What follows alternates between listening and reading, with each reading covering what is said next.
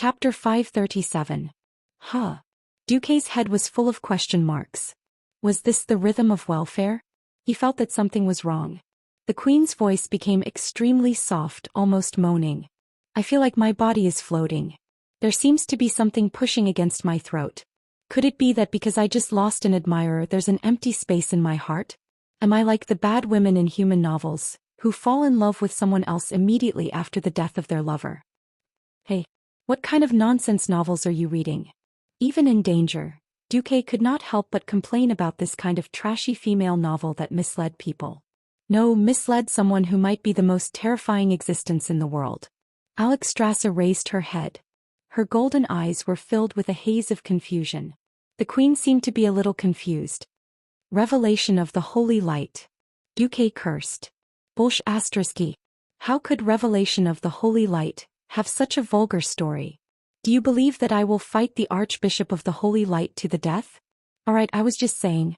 Alonso's couldn't beat you even if he gathered the entire church. The queen burped again. She tried hard to remember. Well, I remember there was another cover under that one. I think it was The Unspeakable Story of the Duchess and the Coachman. F***ck. So it's changing the cover. Countless seniors played with it when I was in university. They bought an English-Chinese dictionary or something for the phone. At this moment, Duque wanted to strangle all the female authors in the world of Azeroth. But it was obvious that the queen was delirious and was running on the road of no return. No. I can't take it anymore. The queen's face was flushed. There's a warm current in my body. There was another moan and Duque's hair stood on end. Wait. Don't tell me that's... Duke's face turned pale as he thought of something terrible. Normally no man could resist such a situation. But the queen was still saying, could it be that my qualities as a female are awakening? However, Duque was not an ordinary man. He had the intelligence of an ordinary man. At this moment, Duque was sweating profusely. He had already figured out what the queen's so-called heat flow was. He struggled with all his might, but a few seconds later he was horrified to find that he was like a frog nailed to the operating table waiting to be dissected. Under the queen's tremendous strength he really couldn't move. No. Please. Wake up. Alexstrasza. No. Your Majesty the Queen. Only that was out of the question. Don't. Duque's tears flowed out. Could this be my love? Could this be the affection in my heart that is even more passionate than the dragon's breath? Can I tell you how much I love you? The queen's speech was incoherent. Just by looking at her delicate and alluring face, it was absolutely mesmerizing. However, Duke knew what was going to happen next. No. Yamit. Let go of me. Duque lost his composure and screamed.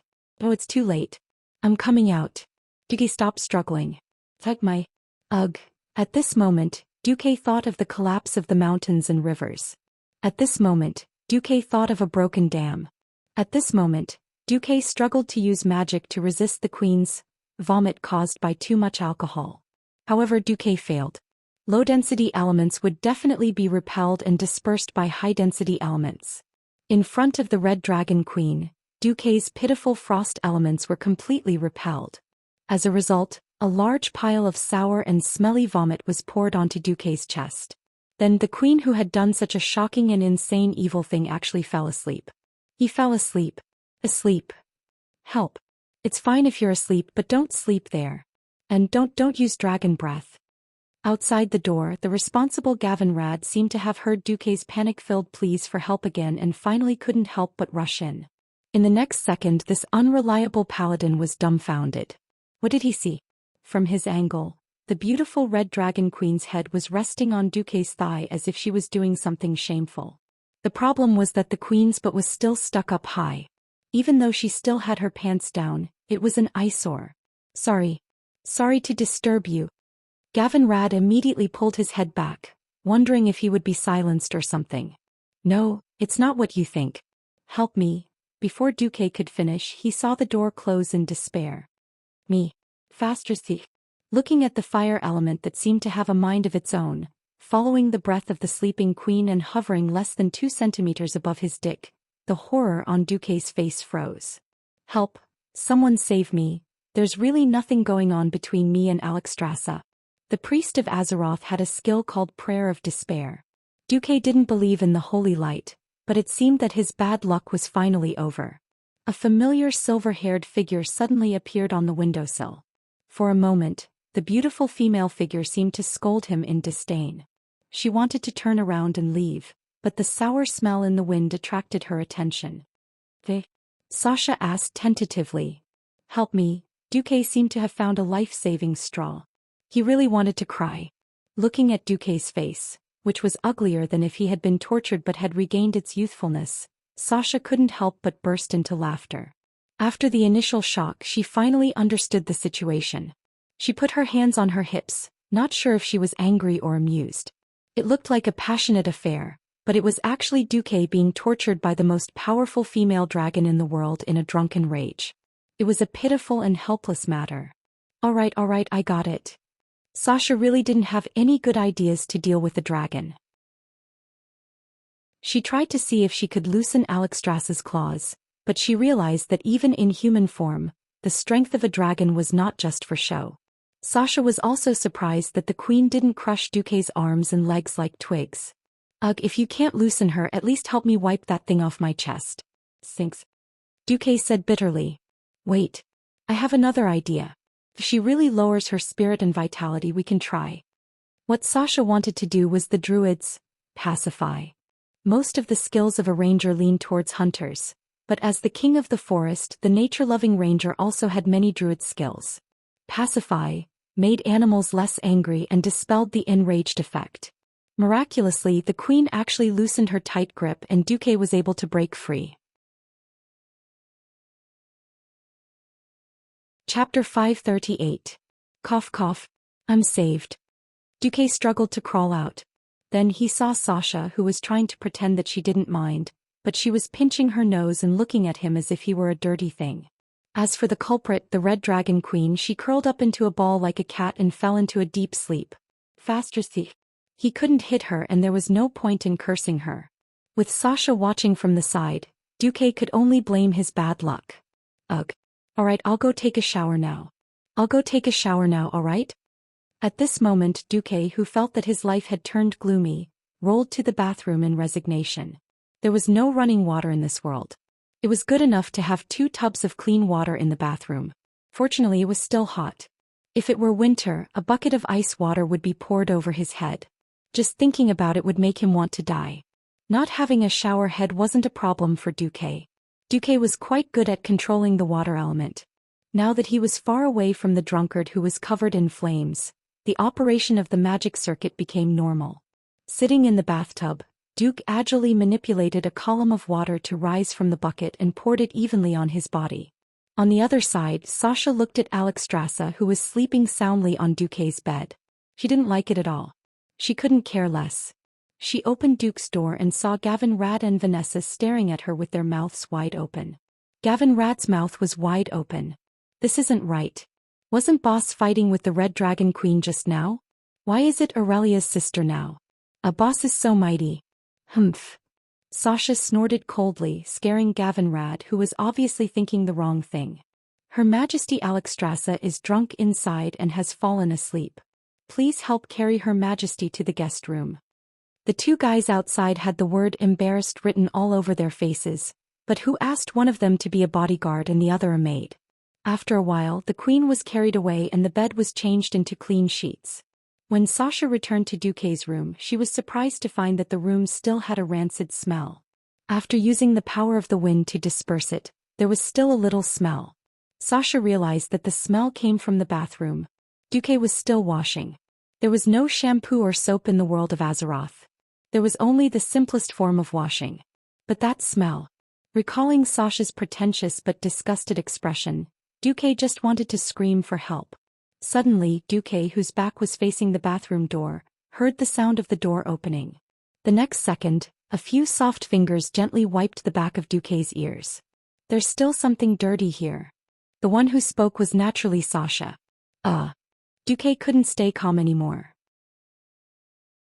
Although Duque knew that Sasha was a wife-like character in history, he had never thought that Sasha would actually come to help him bathe. Duque's body immediately stiffened. He could only let Sasha do whatever she wanted. Don't think that I want to help you bathe. You're a big shot now. I don't want to walk out and see the great hero of the Alliance being despised by others because of the rancid smell on him. That was a reason too? Alright, when a girl didn't want to do things for a guy, perhaps she could find 10,000 reasons. Of course, when she wanted to do it, she only needed one reason: she was willing. Duque felt as if he had been hit by Nozdormu's time magic. His thoughts became sluggish. Sasha didn't say much. She just squatted outside the bathtub and carefully wiped Duque's upper and back half of his body that had the rancid smell. This scene wasn't erotic at all. Instead, there was a hint of ambiguity. Something felt wrong. Isn't this what lovers do when they're already at home? Duque's brain felt like it was filled with paste. Here, turn around. Duque turned around in a daze. Sasha's face was red. She was so embarrassed that she couldn't hold it in anymore, but she focused all her attention elsewhere. Actually, we still have to thank Her Majesty. She was actually able to help you recover from such a serious life-draining curse. Look at your arm. It was all dried skin before. After Duque was cursed, Sasha counted and examined all the changes in his body as if she was counting her family's treasures. There were many places that even Duque didn't notice, but Sasha did. If Illyria was the epitome of a heroine, Sasha, who was equally famous, was more like a gentle wife. It was already very fortunate to have such a famous heroine. Who would have thought that he'd even offend Sasha? Just then, Sasha revealed a very satisfied smile. All right, the examination is complete. All the filth is gone. Your body has also recovered perfectly. There was a saying that went, a glance back and a smile can charm 100 people. This time, Sasha gave Duque a pure and beautiful smile. It was like an electric shock that struck the softest part of Duque's heart. The most beautiful thing about a smile wasn't its appearance, but the beauty that came from the heart. Even an idiot could feel that Sasha was worried for his body, and was glad that his body had recovered. This kind of prayer that came from the purest of emotions immediately broke through the last barrier in Duque's heart. Sasha. At first, Sasha thought that she would get a thank you from him. Unexpectedly, Duque caressed her face gently, and then leaned his upper body forward to bring his face closer. Sasha's body trembled, and then she slowly closed her eyes, waiting for the kiss with the most blissful expression. That's right. This wasn't the first time they kissed. But thinking back, she had always been forceful. Duque didn't reject her, or perhaps he didn't have the time to reject her. This was the first time Duque took the initiative to kiss her. The meaning behind this was a huge leap in their relationship in various senses. Duque's lips were a little clumsy, but Sasha didn't dislike this feeling. From a light touch to a passionate response and entanglement. The temperature in the bathroom seemed to be rising. After a long time, the two separated. They were both panting heavily. Some things seemed to be just a step away. Water droplets slid down Sasha's exquisite collarbone. The scene looked so sexy. Clearly, Sasha was also mentally prepared. Duque was clearly looking at his sister, but the Windrunner sisters' beautiful faces reminded Duque of Aurelia. Sorry, let's stop here for today. I don't know what will happen tomorrow. At the very least, I hope to communicate with Aurelia first. At this moment, a familiar voice suddenly came from outside the window. At least you have some humanity, Duque. Otherwise, I won't save you if my sister next to me gets mad. Servana's voice. Chapter 539. Duque and Sasha's neck stiffened. In the next moment, their reactions were very different. Duque was at a loss. Before he had transmigrated, he had been an engineering university student. In that place where Saos competed with Diaochan, and there was no other place for men to release their male hormones unless they were engaged in homosexual activities. Having a female friend was enough to be envied and hated by those roommates who joined the couple's dying group. The only thing that was lacking was to set them on fire. Perhaps Duque had great wisdom, or perhaps Duque was already a hero of the Alliance. However, these things were useless to Duque. Because he saw Aurelia's appearance. She was covered in dust, and there were abrasions on her neck, shoulders, ribs, and waist.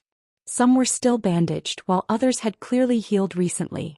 From those shocking wounds, one could imagine how terrifying the battle between Aurelia and Servanas against Gromhelscream must have been.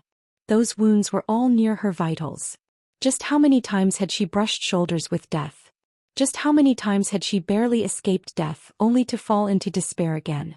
Seeing Aurelia's heavy breathing and seeing some of the bandaged wounds on her body start to bleed again due to her intense movements, Duque immediately thought about how Aurelia had received news that he was in danger after losing contact for many days.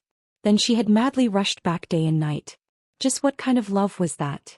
At this moment, Duque's mind was blank. Aurelia looked at Duque, deep in conflict. Duque's guess was right. She had endured her injuries and rushed back with all her might. Each piece of information regarding Duque made her feel more despair than the last. Duque had been ambushed by the #1 beastman warlock Ghoul, Dan, and the curse of death had reactivated on him. He was getting weaker by the day and his life force was rapidly depleting. In order to save the Alliance from an absolute disadvantage and also to redeem herself, Duque brought her third sister, Sasha, and a few others to form an assault team and infiltrate deep into the enemy's rear. There were countless flying dragons patrolling the skies, and nearly 200,000 orcs on the ground. Under such circumstances, they were ready to break into the Horde's heavily guarded grim battle fortress. How dangerous was that? What despair! Aurelia blamed herself. Why did he refuse to bring a mage with him for the sake of convenience? Why was it that when Duque needed her the most she was wasting so much time on an unimportant tribal chief? If Duque died this time Aurelia would never forgive herself. However, on the way he received a piece of news. Duque was safe. Not only was he safe, but he had also become the Alliance's hero. He had actually led a team of 3 to successfully save the Red Dragon Queen. Things should have calmed down, but when she saw Duque's white hair, his aged face and wrinkled arms in the magic mirror, Aurelia's heart broke again. She sobbed and rushed 100 kilometers through the night to Lordaeron City, then used the portal to rush over. And the result? What she saw was the scene of a youthful Duque kissing his most beloved sister. If it was another woman, the emotions that she had been suppressing for a long time might turn into a towering rage. She might even lose her composure and go on a crazy rampage. But this was her sister, Sasha. Was she happy? Disappointed? Angry? Regretful? Was it self-pity? Or should she give them her blessings?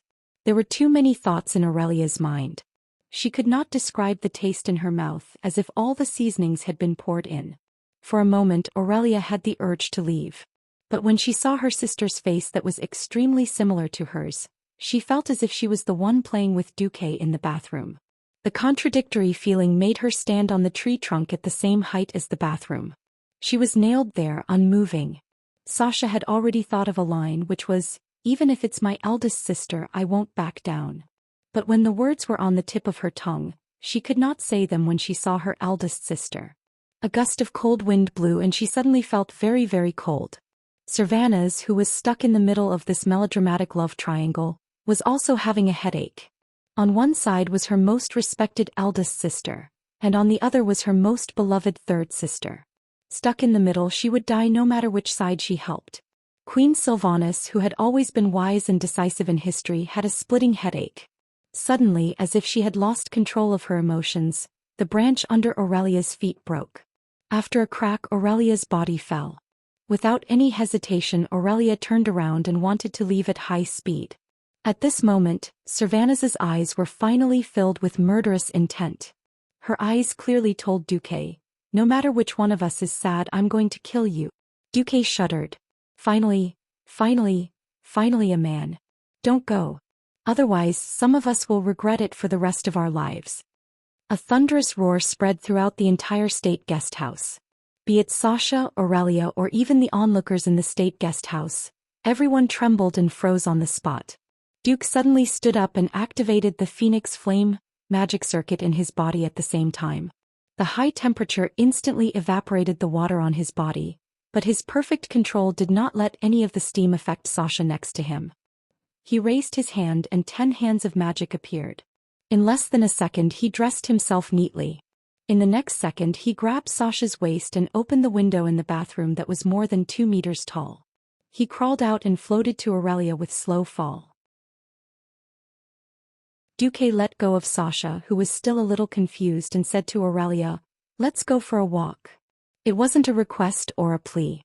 The firmness in his words made Aurelia feel that what Duque was about to say was the truth. Before Aurelia, who was already unsettled and about to have a breakdown, realized what was going on, Duque grabbed her hand and pulled her away like a puppet. The Dalian state guest house was very large. Although mages didn't care about aesthetics, the state guest house was used to entertain national guests. Naturally, it couldn't be too shabby. In a quiet corner, Duque sat on a stone bench with a back. Then Sasha sat down on Duque's left side obediently, and Aurelia sat on Duque's right side after half a second of hesitation. Duque took a deep breath and stroked Aurelia's golden hair. Aurelia, you've worked hard recently.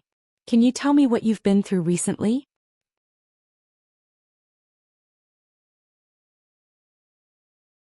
Chapter 540. In that instant, the emotional defense that Aurelia had built up with so much difficulty collapsed. That dignified and elegant female ranger general who was the epitome of elves at almost all times suddenly cried like a child. Boo-hoo. Aurelia threw herself onto Duque's shoulder and grabbed onto Duque's shirt tightly. Her tears flowed down like a river, quickly dyeing Duque's blue mage robe from light blue to dark blue. In the end, it turned into Duque patting Aurelia's back lightly, and then Sasha pressing her hands on the back of her sister's hands. It was a very strange scene. The older Aurelia seemed more fragile, and the younger Sasha became the one who comforted her. After crying for a while, the crying and tears finally stopped. Aurelia used her lark-like voice to talk about what had happened in the past few days. Then Sasha told her sister about the dangers of diving into the wetlands. It was very interesting. Both sisters had the same reaction.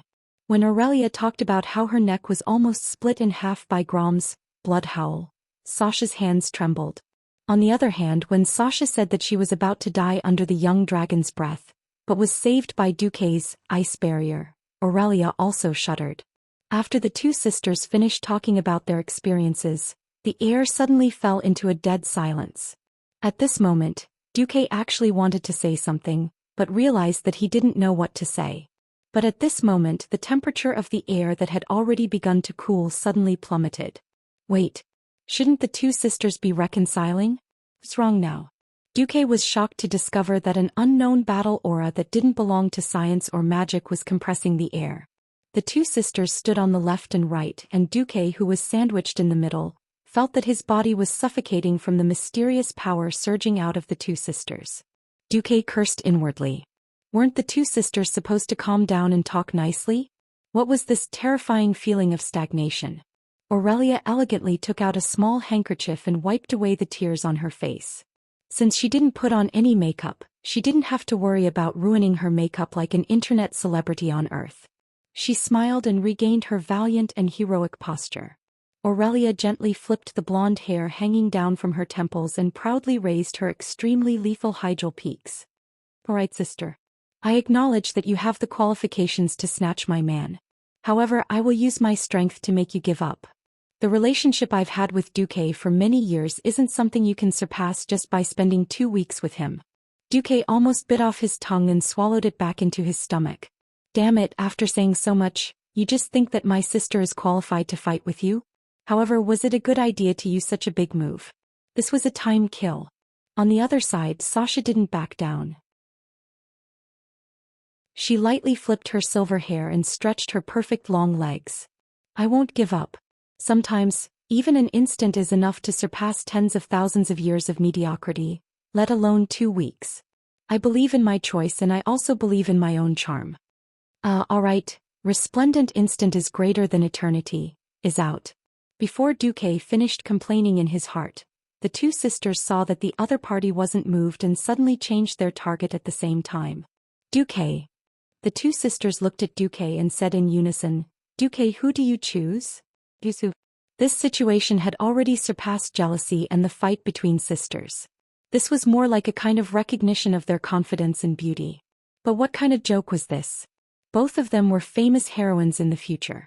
Both of them were such amazing beauties. God actually made me have to choose one of them, and there was no way to avoid it. I had to make a choice now, immediately. What kind of harem is this? This was clearly the most tragic charaba between sisters. No retreat. No compromise. I have to choose. A terrifying feeling of being roasted by two great demons, one big and one small, arose spontaneously. What should I do? What should I do? What to do? The cry in his heart was destined to not receive a response. As the focus of the two sisters' gazes, Duque only felt that every second was like a year. That's right, every second was the torture of reincarnation level by level in the 18 levels of hell. But in the next second, Duque felt a wave of grievance. As a pure man, why do I have to choose between other people's choices? Nonsense. When did I become the kind of man who was led around by a woman? Suddenly, Duque stood up, his right hand seemingly waving casually in his mage robe. He looked up at the sky at a 45-degree angle and then turned his head, revealing an expression that was clearly smiling but actually crying. His eyes quickly condensed with moisture and 2 seconds later, a turbid tear slid down his cheek. Under the moonlight, the tear could clearly be seen that the entire face was divided into 2 halves. Duque's voice was full of solemnity. I am an only child, I have no brothers or sisters. But I believe that it must be a very beautiful thing to have a sister who has accompanied me for 1,000 years.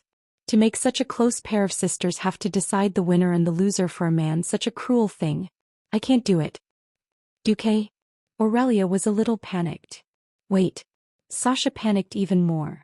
Instead of forcing the 2 of you to decide the winner and the loser, I will make the decision. The 3 of us will all be the losers. After saying these words in the deepest voice, Duque raised his feet and was about to leave. In the blink of an eye, a sharp sword suddenly cut through the night sky and was nailed less than 5 millimeters in front of the tip of Duque's foot. The powerful force attached to the sword was still trembling after it shot through the garden tiles. Servanus's angry voice suddenly came. I said if you hurt any of them I will kill you. A cold smile appeared on Duque's face. If you kill me, that's fine. The Alliance has won anyway and I have nothing to worry about. Then, under the shocked gazes of the 3 Windrunner sisters, Duque continued to stride forward. Stop. Another arrow was shot at Duque's foot. This time Queen Sylvanus's voice was fierce. This is the last warning.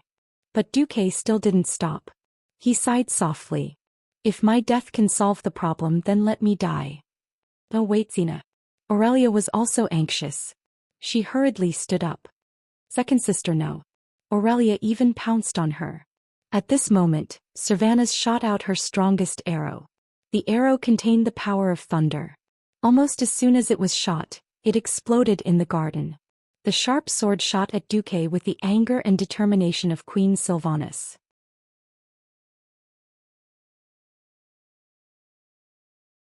Chapter 541. The 3 sisters did not expect that Duque would not dodge or use magic. He would actually use his own flesh and blood to meet the arrow head-on. A look of relief appeared on his face, which wasn't particularly handsome but could be considered delicate. That's right. Relief. To the 2 sisters, the 17-year-old Duque shouldn't have such an expression. His homeland was destroyed by the orcs, but he didn't give up. His capital was occupied by the orcs, but he didn't give up. The Alliance was at its worst. More than 3 kingdoms' capitals were destroyed. Even Rotterdam, the leader of the Alliance, was almost destroyed, but he didn't give up. He didn't give up even when he was faced with the extraordinary Red Dragon army, or when he was cursed with the cruelest life-draining curse. But at this moment, Duque chose to give up for the first time in his life due to the difficulties of his feelings. And what he gave up was his life. Duque's choice shocked them. It was a shock that reached the depths of their souls. Idiot. Flash. Queen Sylvia's angry face finally showed a look of surprise. Duque, don't be silly. Aurelia exclaimed.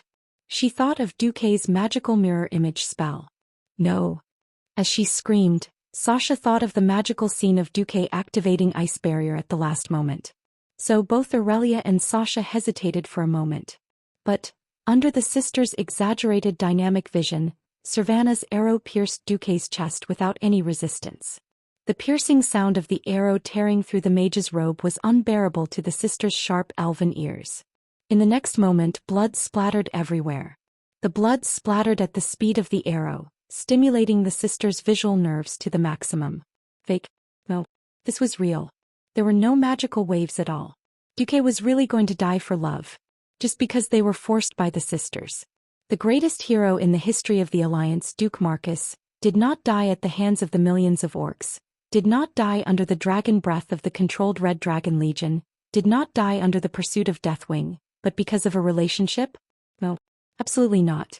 Whether it was out of love or reason, the two sisters had never thought of forcing Duque to this extent. They had never thought that Duque would be in so much pain because of their coercion. In the end, the two sisters attacked at the same time.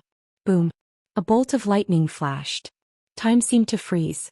In the garden, the four of them froze as if they had been hit by a spell that stopped time.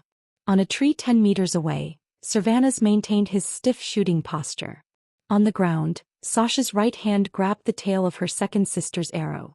Most of the lightning on it went to her seemingly weak arm, and her fingers were pitch black. In the middle, Aurelia's left hand grabbed the middle of the arrow shaft. The high-speed friction almost scraped off the skin of the Windrunner's fingers, leaving a ghastly trail of blood on the shaft. At the back, Duque puffed out his chest. The sharp arrowhead had already pierced through Duque's chest and ribs. If it had been half an inch more, it would have pierced through his heart and killed Duque. But it was just a little bit more. Duque survived after all. Are you crazy?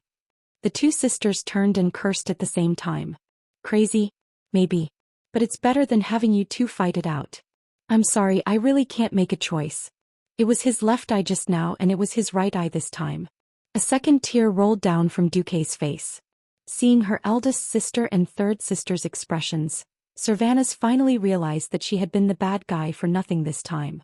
This queen, whose name was feared by countless people in the future, could only clench her teeth, stomp her feet and leave.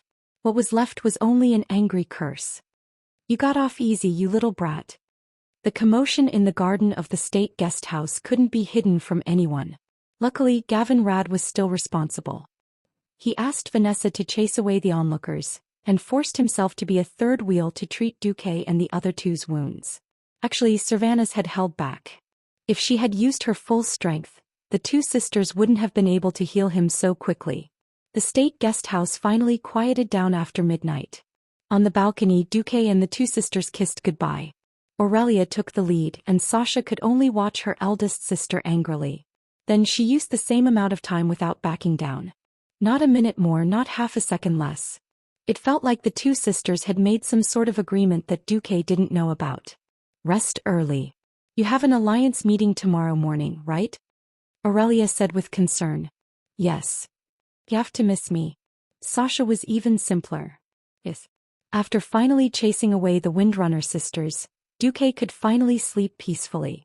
Sleeping on the soft bed, Duque let out a long sigh and thought to himself, luckily I'm quick-witted, risking my life and losing my moral integrity to revive. I don't even want to lose one. That's right, it was all a ploy. Who asked Duque to revive? Anyway, he would find a chance to get his moral integrity back in the future. If he really hurt anyone's heart and caused them to walk down the path of sorrow, Duque would never be able to forgive himself.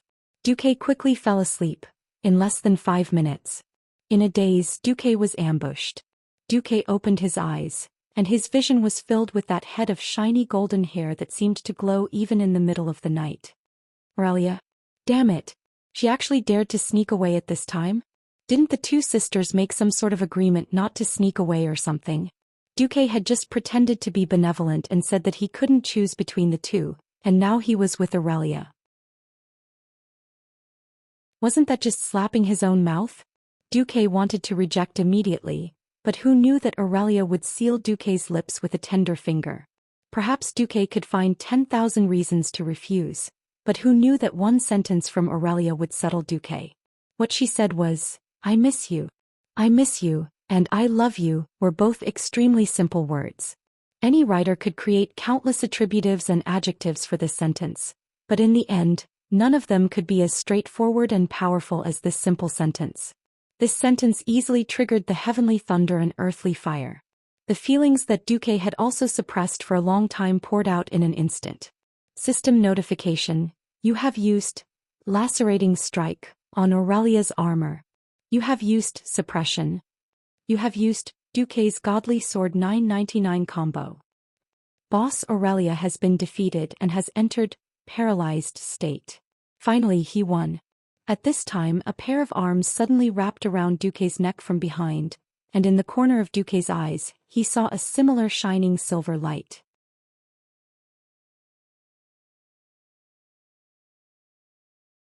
Chapter 542.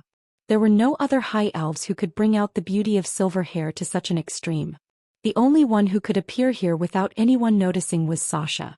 Ah! Aurelia, who had been so passionate that she showed off all her beauty in front of Duque, was suddenly as shy as an ostrich. She actually covered her face tightly. Duque was dumbfounded. What the hell was this? Although I've eavesdropped, I still can't imagine that my elegant, beautiful and wise big sister is like this after seeing it with my own eyes. Sasha's calm and slightly teasing tone made Aurelia feel as if her entire body was on fire.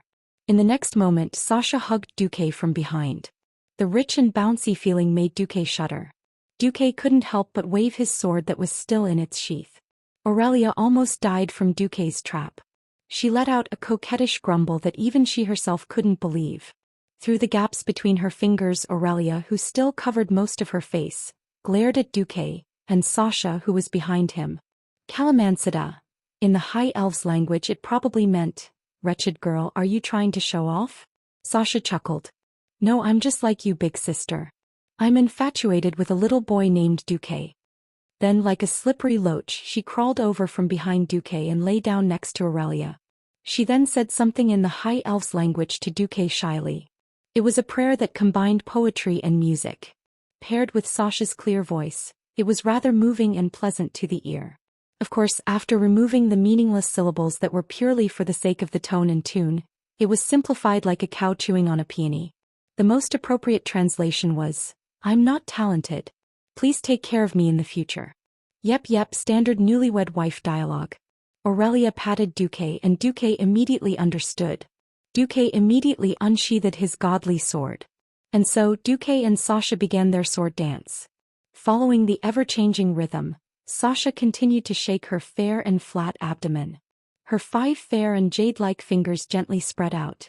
Her pinky and ring fingers curled into her palm and gently pressed against Duque's chest, as though she was resisting Duque's attack.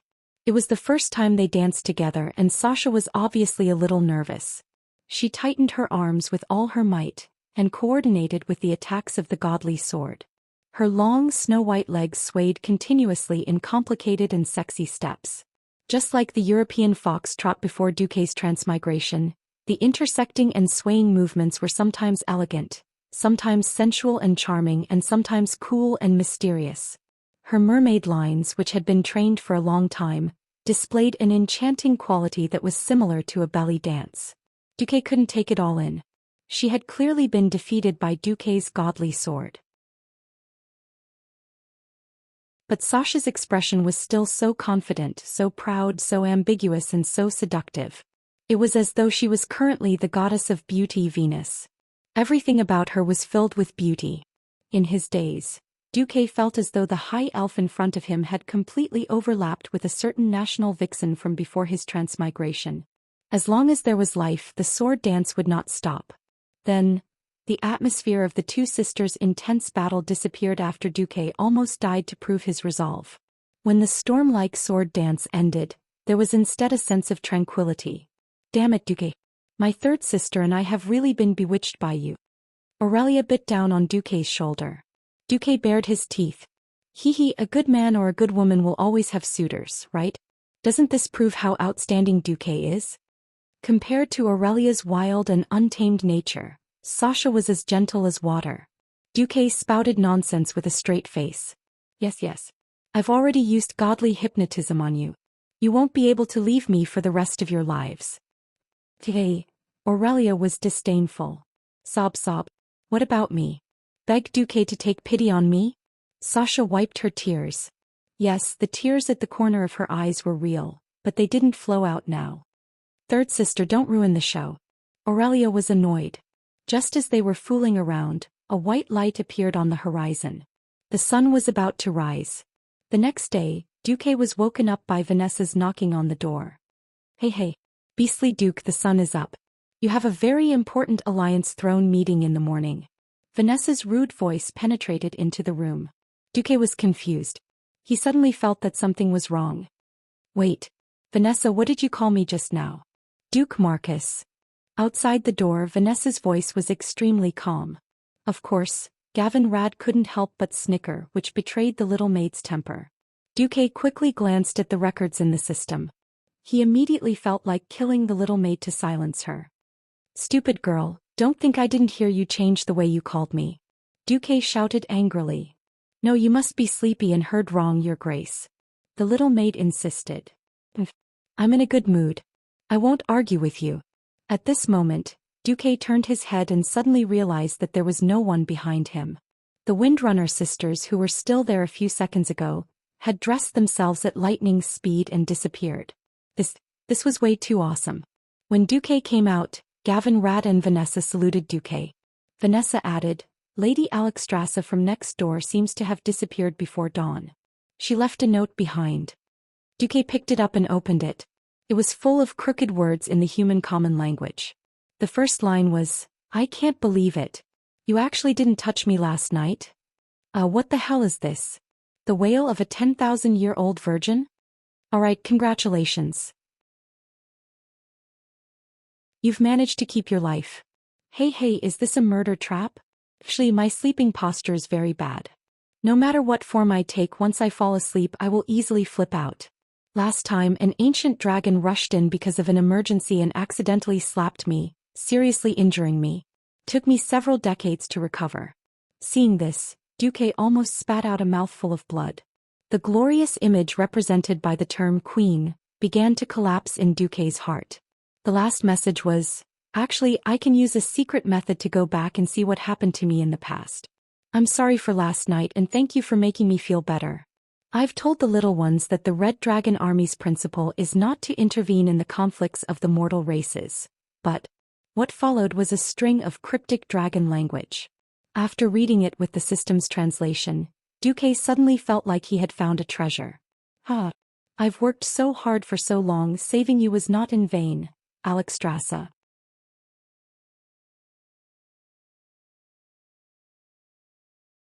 Chapter 543. Duque used a disguise called makeup, but unfortunately the disguise technology in this era was too poor. In the end he still went to the meeting with big panda eyes. The group of kings were all laughing.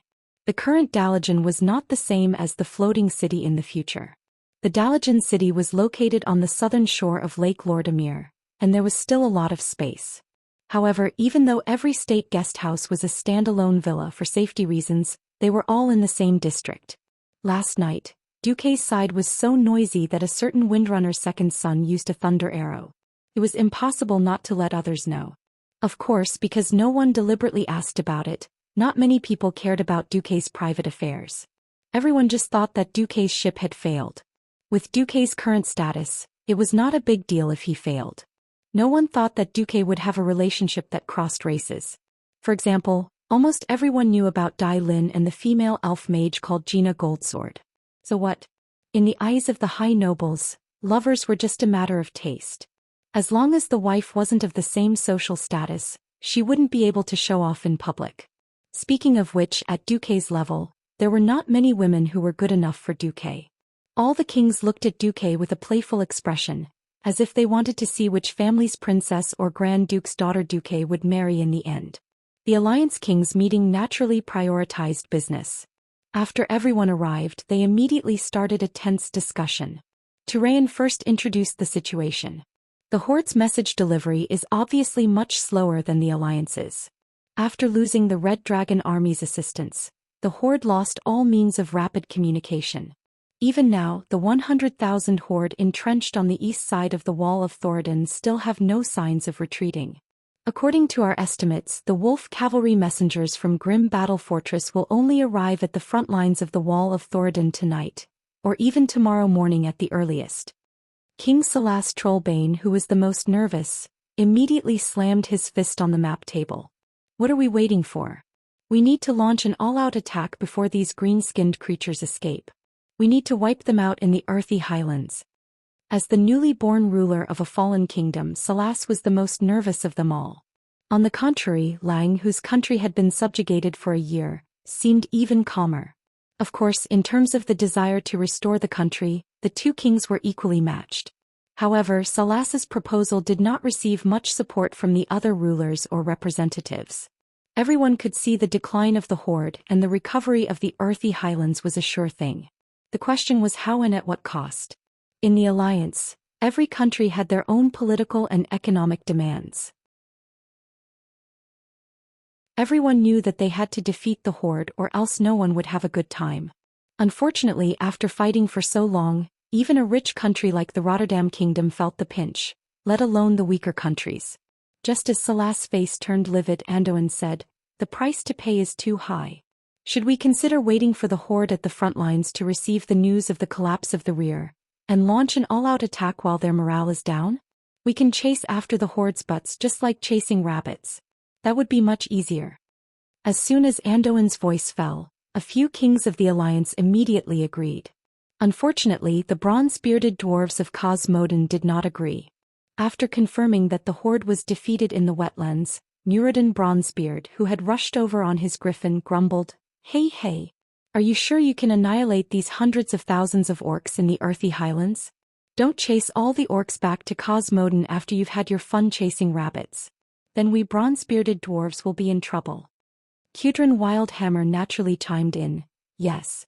The earthy highlands and the wetlands are fine, but once we enter the mountains of Cosmodin, the power of our griffins will be greatly reduced."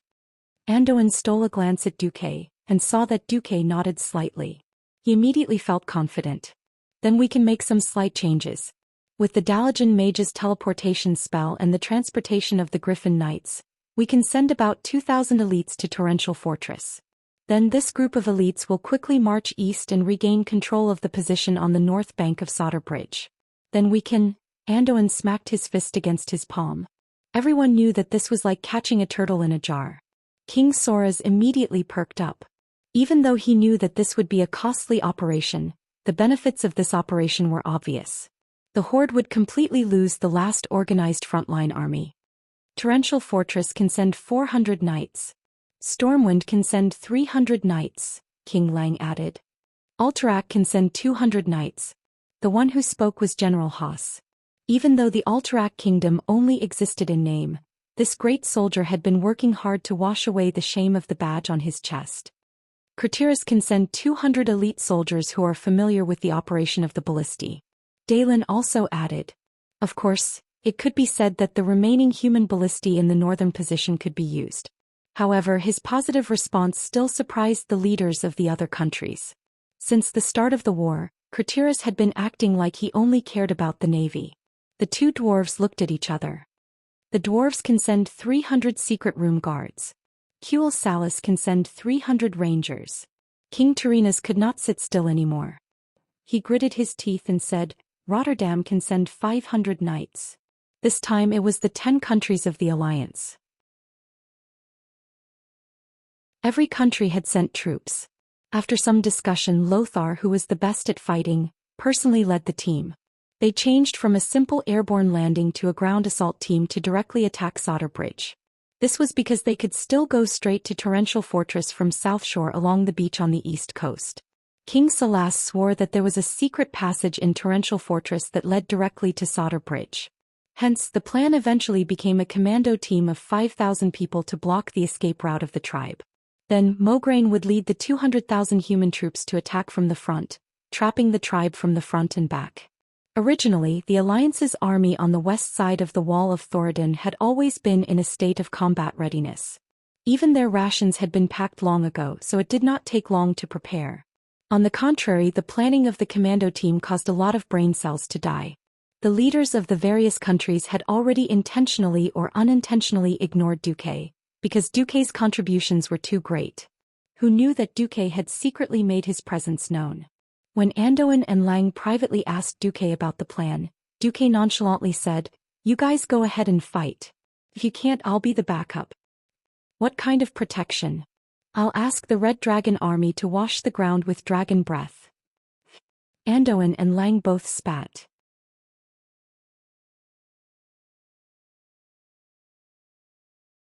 Chapter 544. Faster Thief. So, all the trouble we went through was just to flirt with a blind man, all for nothing? Andoin and Lang's mouths were so wide open that they could fit an apple. When they sneaked over with the plan, they saw Duque dozing off. In fact, they wanted to comfort Duque. After all, many old politicians who had been in politics for decades could fail miserably before they retired. Duque's influence was too great. Although there was no suppression within the alliance, the kings had already begun to downplay Duque's influence. After all, in the eyes of the kings, it was still unknown whether the alliance would continue to exist after defeating the Horde. When the time came, their own soldiers would all worship the hero of the Horde, and there would be nowhere to cry. When it came to a mission with a higher chance of success, everyone intentionally excluded Duque from the operation. Alright, if you don't bring Duque along, Duque will not care. Everyone knew that the Crimson Dragon Army was a force that broke the rules. It could be said that if the extraordinary dragon army really did help one side, the other side would not even have to fight. It was not that Tyrrhenas had not tried to get in touch with the Crimson Dragon Army, but he could not find a way. It was not that Antonidas did not know Crassus's true identity. When he tried to test him in private, Crassus rejected him harshly. The Crimson Dragon Army has been adhering to the principle of not participating in the wars of other races for tens of thousands of years. Unless there is a crisis that threatens the entire world, the Crimson Dragon Army will not intervene. Since no one mentioned it, they tacitly excluded the Crimson Dragon Army when they were thinking about strategy and tactics.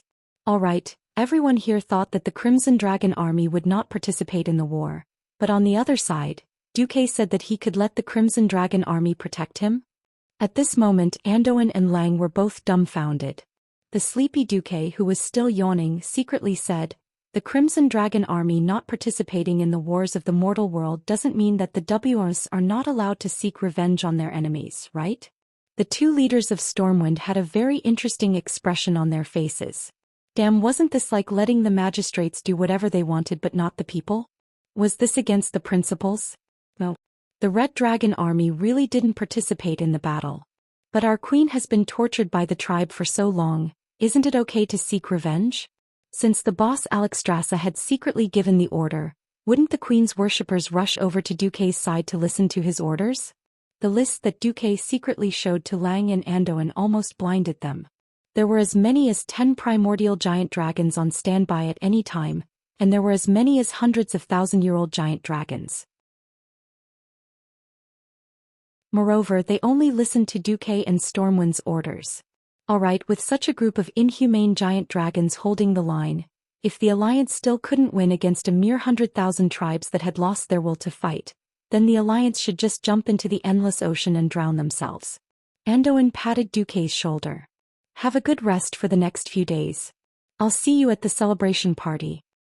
Yes. There was no doubt about the outcome of this battle. It had to be said that if Duque hadn't appeared in this life, Anduin Lothar would undoubtedly be the most brilliant military strategist of this era.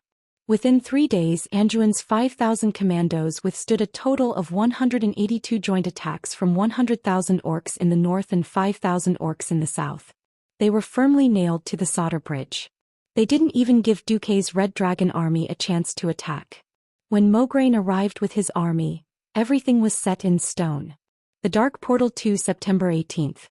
The once fallen earthy highlands were recovered. The Stormguard Kingdom's flag was once again raised on the ruins of the Torrent Fortress. September 25th. The northernmost wetlands of the southern continent were recovered. October 10th. The Iron Furnace Fortress, which had been besieged for more than a year, was finally released.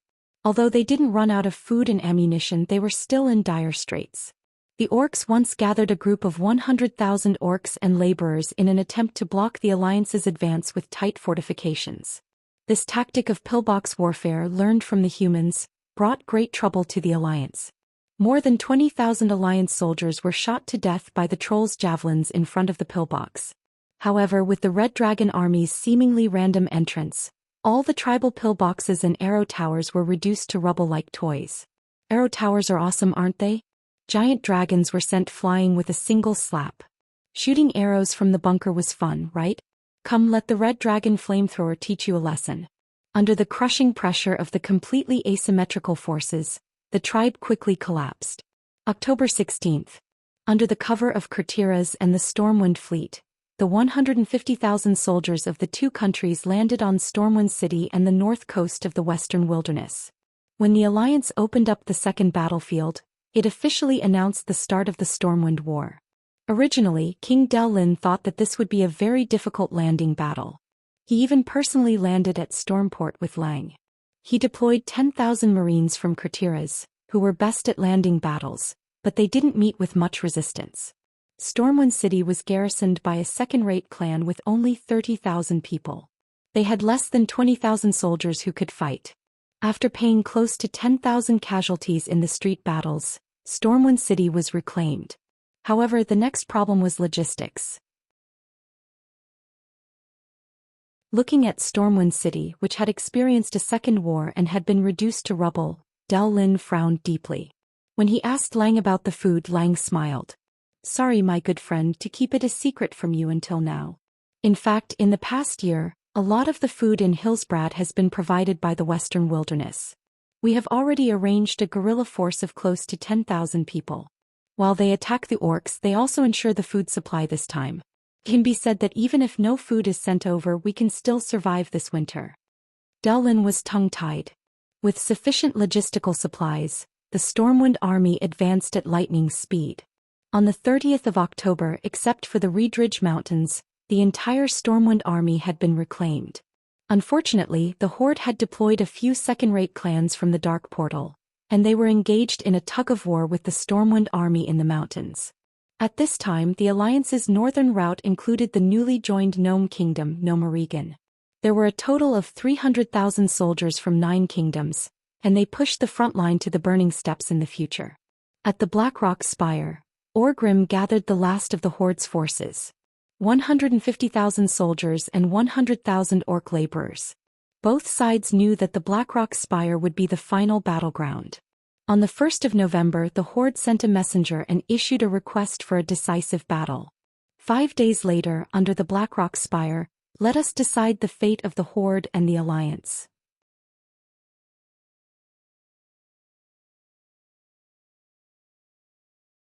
Chapter 545. The west wind was chilly, and the autumn wind made everything on the Burning Steppes seem even drier. The dry and barren land emitted an endless amount of heat. The source of the heat was naturally the active volcanoes on the steppes, including the Blackrock Mountain in the northwest of the Burning Steppes. These volcanoes continuously spewed lava, and the scorching lava changed the landscape of the steppes almost every second. Great Chief Orgrim sat on the eastern platform of the Blackrock Spire on the Blackrock Mountain. He looked at the scenery in the distance blankly. Although it was called the Blackrock Spire, it wasn't obvious from the outside. This was because the entire spire was embedded in the towering Blackrock Mountain. Dozens of streams of hot lava flowed down from the lava vents on the mountain, creating many vertical lines that divided the gray-black Blackrock Mountain into many parts. The so-called Blackrock Spire was actually more appropriate to call it the Blackrock Fortress. Orgrim didn't know that the platform he was sitting on would become the burial ground of the Black Dragon Prince, Nefarian. He just stared blankly at the scenery outside the platform. To the north was the scorching canyon, which was also emitting a high temperature. The Dark Iron Dwarves, who had recently reached an agreement with the Horde, were working in crude furnaces in the canyon, forging weapons for the Horde day and night. To the south was the Burning Steppes. More than 150,000 orc warriors were camping on the slightly flat ground at the foot of the Blackrock Mountain. These orcs, who had just crossed the Dark Portal and arrived in the world of Azeroth, didn't know the terror of the Alliance and the Red Dragon Army. They were waiting for the arrival of the Battle of Glory. The 100,000 orc laborers were also excited to be given high-quality weapons. They felt that this was a chance to change their status. At this time, the chief of the Dragon Maw clan, Zulud, arrived. He looked at Orgrim, who was sitting on the edge of the platform, and said rudely, "Great Chief, the new warriors of the Horde hope that you can go and say a few words." "Say a few words? I'll go. But not now." Orgrim didn't even turn his head. "Why? Do you know that our people are impatient? After all, they all drank that stuff." "Yeah. Perhaps we should thank the Devil's Blood for making the beastmen violent and belligerent, and we don't have to worry about their morale being low." Orgrim did not bother to hide his sarcasm. "Yes, it is because of the demon's blood that we beastmen still have absolute confidence in our victory. We can even tolerate a bastard like me sitting on the seat of the great chieftain, instead of a brave warrior using Makra to kill me." Zuluhid was silent. Looking out from the Blackrock Tower, most of the orcs below were newcomers to Azeroth. They had never experienced the helplessness of not being able to win despite having the upper hand. They had never experienced the pain and despair of being killed by humans step by step after occupying more than half of the continent. Where were the clans that used to be the strongest in the tribe? The Blackrock clan could almost be declared extinct. After experiencing the burning of the Elven Forest, the burning of Stormwind City, the crossing of the sea and the Battle of Lordaeron City as well as the Blacktooth clan, which had split from the Blackhand brothers, the Blackrock clan, which used to be the strongest clan in the past, had nearly 300,000 people and 200,000 warriors. Now there were less than 5,000 people left in the clan. They could not even compare to a third-rate clan. Under the leadership of the Blackhand brothers, the Blacktooth clan was first tricked by Duque in the Earthy Highlands. Then after chasing after Gul'dan they killed a few thousand people from the Storm Predator clan, and then disappeared. Everyone knew that the Blackhand brothers did it on purpose. More than half of the Warsong clan had collapsed. The remaining clansmen, under the leadership of Grom, hid in the deep mountains of the Tirisful woodlands. The Bloodring clan had also collapsed. They had basically lost to Dan Maluo's Iron Furnace Castle. Most of them had died in the siege battle. Recently they had carried out the Great Chieftain's fortress strategy and wiped out the Red Dragon army. There were less than 10,000 clansmen left under Kilrog Deadeye.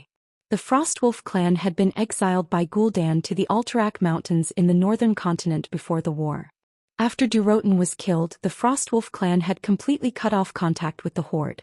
Under the Red Dragon army's betrayal, the Dragonmaw clan suffered the most tragic massacre. There were less than 1,000 people left under Zulu Hid. The Fireblade clan had always been a clan with few people. After Darl Triple Bloodblade and Samuro died in battle, the Sword Saint team also suffered heavy losses. There were less than 10 Sword Saints left in the Horde. The former Storm Predator clan and the Twilight Hammer clan, which were dominated by ogres, did not even need to be mentioned. Who knew where those bastards had run off to? The Black Scar clan. After Kashtrak died in battle at Grimbader Fortress and most of his clansmen were killed by the enraged Red Dragon, it was rumored that Kashtrak's trusted aide took the next chief, the young Nazgul, and crossed the Earthy Highlands to seek refuge with the Frostwolf clan before the alliance launched a counterattack. The Shattered Palm clan was still alright. Kargath Bladefist, the battle maniac, had even asked the Great Chieftain for a battle yesterday. However, any beastman with a bit of brain knew that the Horde was going to lose. Orgrim had no intention of making things difficult for his deputy. He let out a long sigh. I am thinking about the meaning of this war that we are about to lose. Meaning? Yes. Orgrim raised his head and looked towards the northern sky. The first year of the Dark Portal that the humans spoke of was the most magnificent and glorious year for the entire Horde. The Horde's territory expanded crazily towards the entire north. The territory that they had opened up was almost equivalent to the entire territory known to our world. This was also the year when the entire Horde's fighting spirit was at its strongest, and the chief's ambition was the most inflated. Thanks to the veterans who had experienced the war with the Draenei, it was these elites that easily crushed the resistance of the Stormwind tribe. However, just like all dreams had a beginning and an end, the Horde's arrogant dream of conquering the entire world of Azeroth within 3 years reached its peak in this year. However, in the second year they crashed into the cold and cruel wall of reality. It seemed like a coincidence, but in reality, it was inevitable that they would fall apart. Orgrim let out a deep sigh. In retrospect, even without Duke Marcus, we would have definitely failed. Why? Zulu Hid did not understand. Orgrim's rugged face was filled with regret. We were too arrogant. In the beginning, we massacred almost all the intelligent races that could be seen in this world.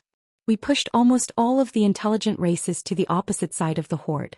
If I could go back in time and if I could control the Horde earlier, I would have used gentler methods.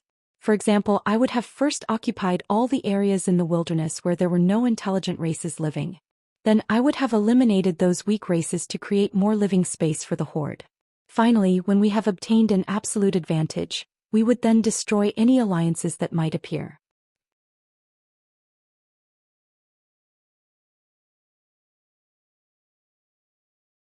Chapter 546. Zulud gritted his teeth. No one can go back to the past. Orgrim spread out his hands. But I can leave my experience and insights to the next chief, the one who can truly lead the tribe out of the world we are destined to destroy, the one who can truly bring the tribe to prosperity. Zulud narrowed his eyes. Are you going to commit suicide like a coward? Or are you going to give up on leading us? Neither. I want to use my own methods to leave as much vitality as possible for the tribe. Orgrim smiled mysteriously. In this world, no one knew what Orgrim's plan was except for one person, Duque. For the first time, Anduin Lothar, who was in charge of the army, had a disagreement with Duque. After recovering Stormwind City, Anduin rushed back to the main force of the alliance in the north. However, when he received many reports from the Elven Forest, he frowned deeply. At this time, the hundreds of thousands of troops had been divided into two groups. The main force gathered in the barren land east of the Scorching Canyon, ready to advance head-on. The other group, which consisted of only 50,000 dwarves, gathered in the area of Loch Moden, where the Iron Furnace Fort was located. They were ready to go through the huge tunnel that the dwarves had built for many years and directly pass through the belly of the mountain. At the critical juncture of launching an all-out attack, Anduin, who was in the camp of the Baron Lord, thought for a long time, and chose to summon Duque directly using magic. Duque arrived as promised. Why, Duque, are you worried about me controlling the army in the direction of Stormwind? Duque smiled as he entered the tent, only to find that Anduin was alone. Anduin's face was unusually serious. In Goldshire Town in Blackwell and near the East Cove Sawmill, my men have received reports of you allowing your subordinates to kill orc women and children. Duque's heart skipped a beat. What was going to happen had finally happened, but Duque did not regret it. Is that so? I only request that every warrior visit the settlement that was destroyed by the orcs, and see the remains of the women who were holding their babies after being hacked in half by the orcs with axes. What you're doing is provoking the people's hatred towards the beastmen. I don't care if you're targeting the beastmen warriors, but allowing the beastmen women and children to be slaughtered is not in line with the spirit of a knight. First, please tell me, on what basis should we treat a barbarian race that has massacred the human race kindly? Secondly, if you insist on sparing the women and children of the beastmen, then 10 or 20 years later, when a new batch of beastmen grows up and raises their butcher knives against the humans again, what will you do? Do we have to tell Prince William, "Oh, Prince William, in the name of chivalry, do not kill orc women and children"? That way it would be more convenient for those little bastards to grow up and slaughter humans again. Duque's words made Anduin speechless. Anduin were facing an extremely ferocious and barbaric race. Don't forget that orcs, trolls and ogres are all part of the horde.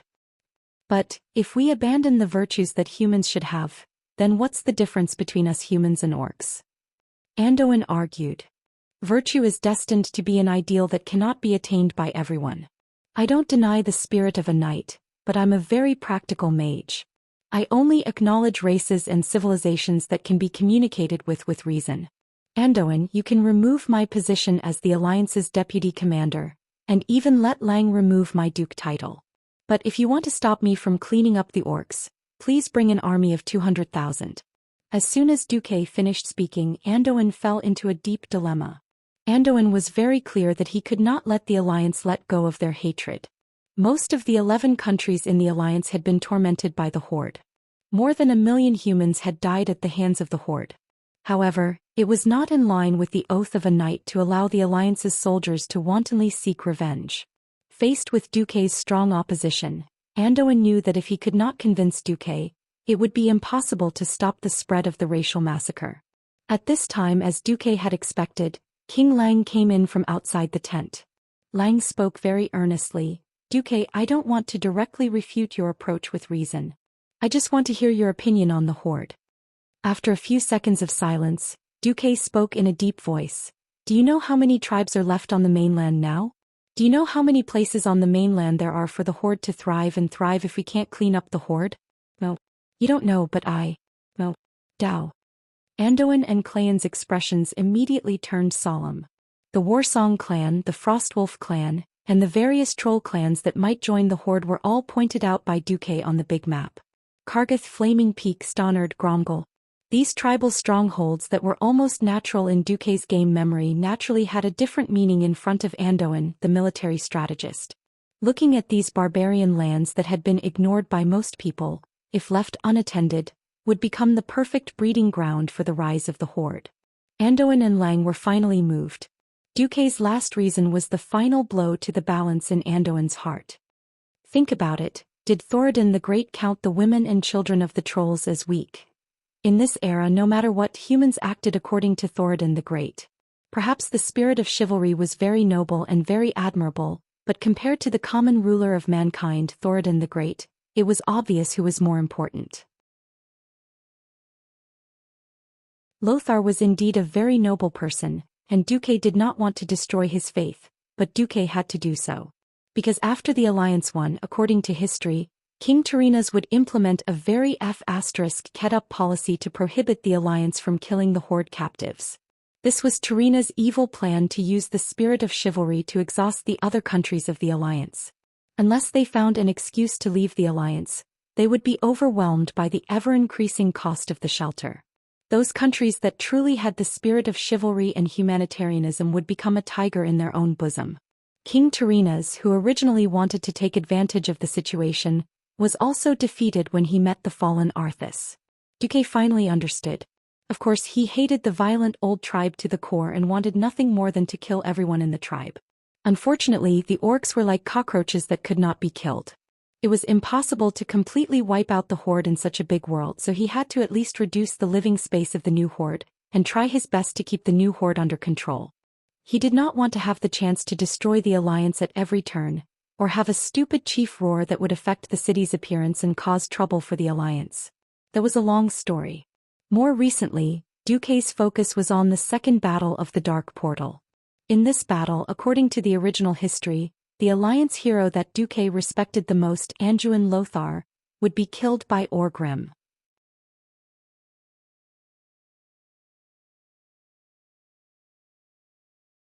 Chapter 547. That's right. In the original history, Lothar would die. The cause of his death was his most trusted godly sword. This godly sword wasn't widely recognized in the alliance as the king's sword that was inherited from Thoradin the Great. Or rather, the king's sword that was announced to the public was just a cover to hide the true identity of the godly sword. About 25,000 years ago, the godly sword, Dark Judge, was split into two pieces after the Titan war god Sargeras betrayed it. One was Tisharage, in the hands of Agrama the Avenger, and the other was Garibler, in the hands of Sargeras the Destroyer.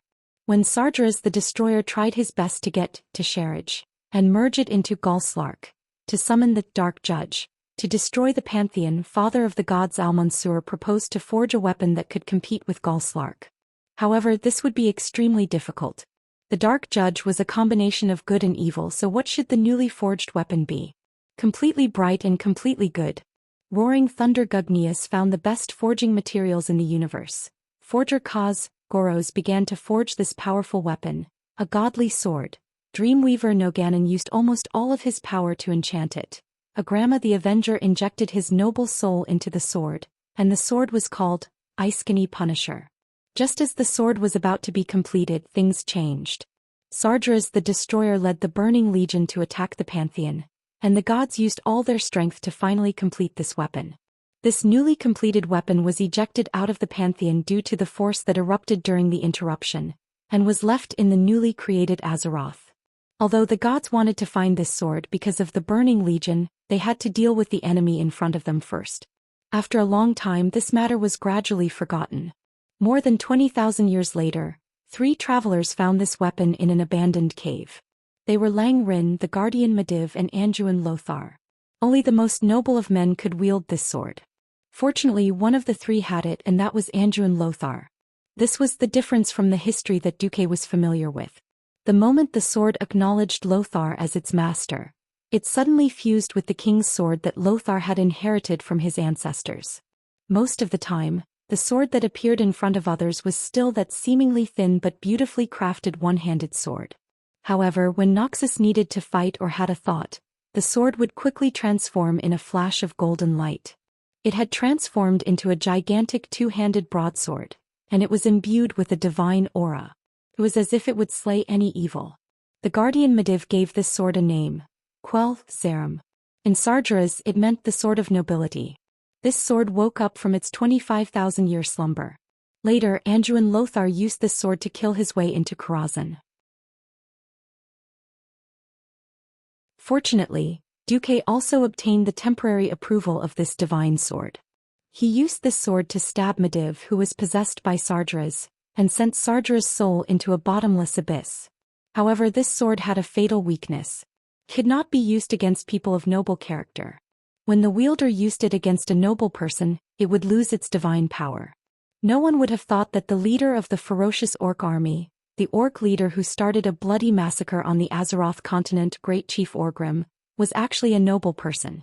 That's right, although Orgrim had caused countless killings, the starting point of all his actions was for the continuation of his race. In the end, he was judged as a noble person by Quell Zarim, and refused to release his invincible divine power. This happened at the most crucial moment of the battle between Noxus and Orgrim. It could be said that success was noble and failure was also noble. Because of his noble character, Noxus was able to master Quell Zarim.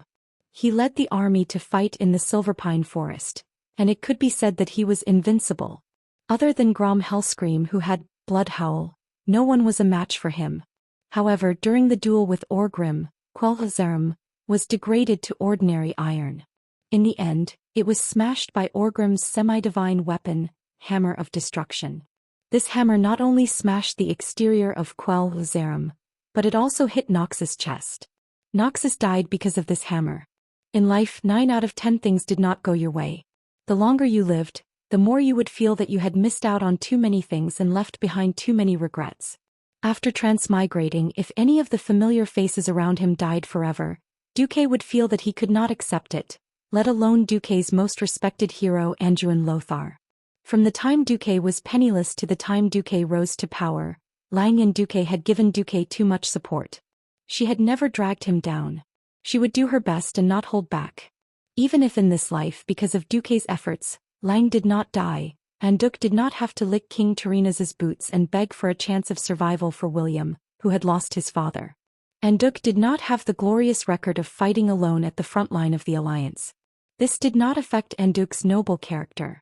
Ever since he became the commander of the alliance, Anduin had never deliberately favored any country's army in any military operation. Those who were capable would be promoted, and those who were incapable would be relegated. Even though Tyrinas had hinted many times that he hoped the army of the Rotterdam Kingdom would get better missions, Duque ignored him. It was precisely because of his fairness that he set a good example for the entire alliance. Hence, there was a real atmosphere of equality within the alliance. Hence, no matter from which perspective, Duque had no reason to let Duque die in the hands of Orgrim. There was a problem. If he wanted to seize the last opportunity to weaken the tribe, he had to seize the opportunity now. Slaughtering the tribe was obviously dishonorable for most of the knights, and it would definitely cause a conflict with Anduin and the others. If his nobility was tarnished, Anduin Lothar would no longer be the same Anduin Lothar. On the other hand, since Duque had chosen to save Anduin's life, Anduin would definitely not allow Duque to assassinate Orgrim when the bastard chose to surrender for the sake of the continuation of the orcs. Even if Duque had saved Anduin's life, he would let so many orcs survive by sucking away the finances of the alliance, and then shout the classic "orcs will never be slaves" after 10 years. That made Duque very unhappy. What should he do to have the best of both worlds? Duque first used the hatred of the people to attack Anduin and Lang's hearts, and then used the name Thoradin the Great to lower their psychological bottom line. Finally, he used his ultimate move against the orcs.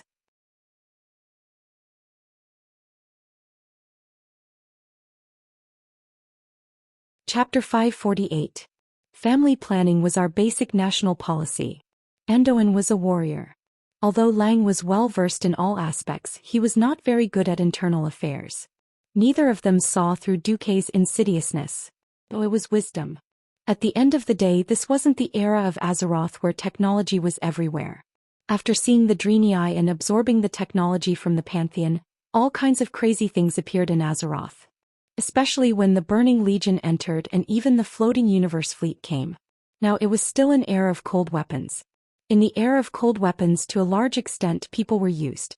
Without underlings, no matter how powerful Thrall was in the future, did you think you could destroy the alliance of 10 million people with 300 red underpants? How was the new tribe formed? In the end, the alliance went too far and left too many orcs. Although they used enslavement and even used some of the orcs as gladiators, they did not control the number of orcs well, and did not notice the rise of the remaining orcs. As a result, the Frost Wolves and Warsong clans that were hiding in the dark rose again, and rescued the orcs that were locked up everywhere. Then they escaped the Alliance's pursuit and turned to the Kalimdor continent across the endless ocean. So when Duque first scared Lang and Anduin, the soul of the best actor arrived. It can be foreseen that the threat of the tribe will continue to exist for decades or even hundreds of years. If we do not handle it well, it will bring disaster to the entire Rin family and the descendants of the people of Stormwind. Duque's words made Lang's heart ache. Anduin clenched his fist. Is there no better way? Duque, for the sake of the kindness of humans. Anduin did not mention the holy light because mages did not believe in it. The best actor Duque looked up 45 degrees, and his eyes lost focus as if he had seen the sky outside through the tent. Well, since you insist on the justice and chivalry in your hearts, I will give in a little. Let me think. 5 minutes later, Duque started writing and revising. Then he spent another 10 minutes writing a rough family planning policy. First, in principle they would not kill any captives. Secondly, an adult female orc was only allowed to give birth to one child. After giving birth, she had to undergo a vasectomy. Third, the husbands of all beastmen mothers must fight for the alliance and clear out any beastmen or trolls who stubbornly resisted. Every year they must hand over at least one Frostwolf or Warsong tribe beastman's head. Otherwise, the female beastmen and their children who were held hostage will be punished differently. For sit together. Any beastmen who dared to escape would be punished according to the clan's rules. If one escaped, 10 would be executed. If 10 escaped, 100 would be executed. If 100 escaped, their entire clan would be executed. After writing, Duque exhaled a mouthful of turbid air. As a transmigrator, he knew very well how powerful Sar would become in the future. He did not remember who had picked up Sal, but he could have used his power to kill Sal. Even if he failed, it would take more time for the tribe to rise again after losing the number of people. Then it would depend on how much vitality the Alliance could preserve in the third battle of the Dark Portal. After Duque made a compromise, Lang and Anduin heaved a sigh of relief. They saw Duque as the core of the future of Stormwind. Of course, they did not want Duque to have a fundamental conflict with them over such a small matter. Lang looked through it repeatedly and nodded. All right, if that's the case, I think it would be easier for the other countries to accept it. At this time, Duque brought up another matter. Anduin, may I ask if your sword can only attack enemies without noble character? Anduin frowned. He did not know what Duque meant. Yes, that's right. My sword will never be pointed at the kind. What if the chief of the tribe, Orgrim, is a noble person who cares for the whole tribe? What would happen if your king's sword clashed with his hammer of destruction, a demigod weapon? Anduin furrowed his brows tightly. He did not understand why Duke would raise such a hypothesis in such a neurotic manner. When he asked again, Duque just laughed it off. Anduin could only bury the doubts in his heart. After getting rid of that little interlude, Anduin finally focused all his energy on the battle. Originally, if Stormwind could break through the triangular junction in the Reedridge Mountains and cut off the orcs' reinforcements from the Dark Portal to the Blackrock Spire, the battle would undoubtedly be much better. Unfortunately, the tribe had realized it too.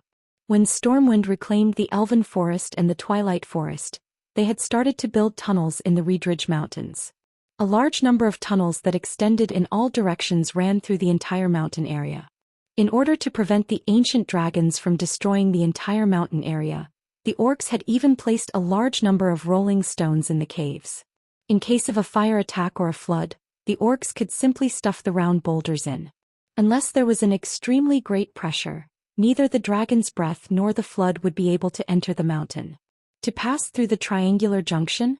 Sure, they could use humans to fight the orcs in the tunnels. Before Duke could gather enough dwarves or gnome warriors, using humans to fight a tunnel battle with the orcs would be a battle of attrition, and it would be a huge loss. In the narrow tunnels, the orc warriors could unleash their maximum combat power. It was a similar situation in the Blackrock Spire. Originally, Duque asked the Red Dragon Legion to help clear a wave of orcs outside. After losing thousands of people, Orgrim waved his hand and almost all the orcs squeezed into the Blackrock Spire. The Black Rock Spire was not built according to the size of a dragon.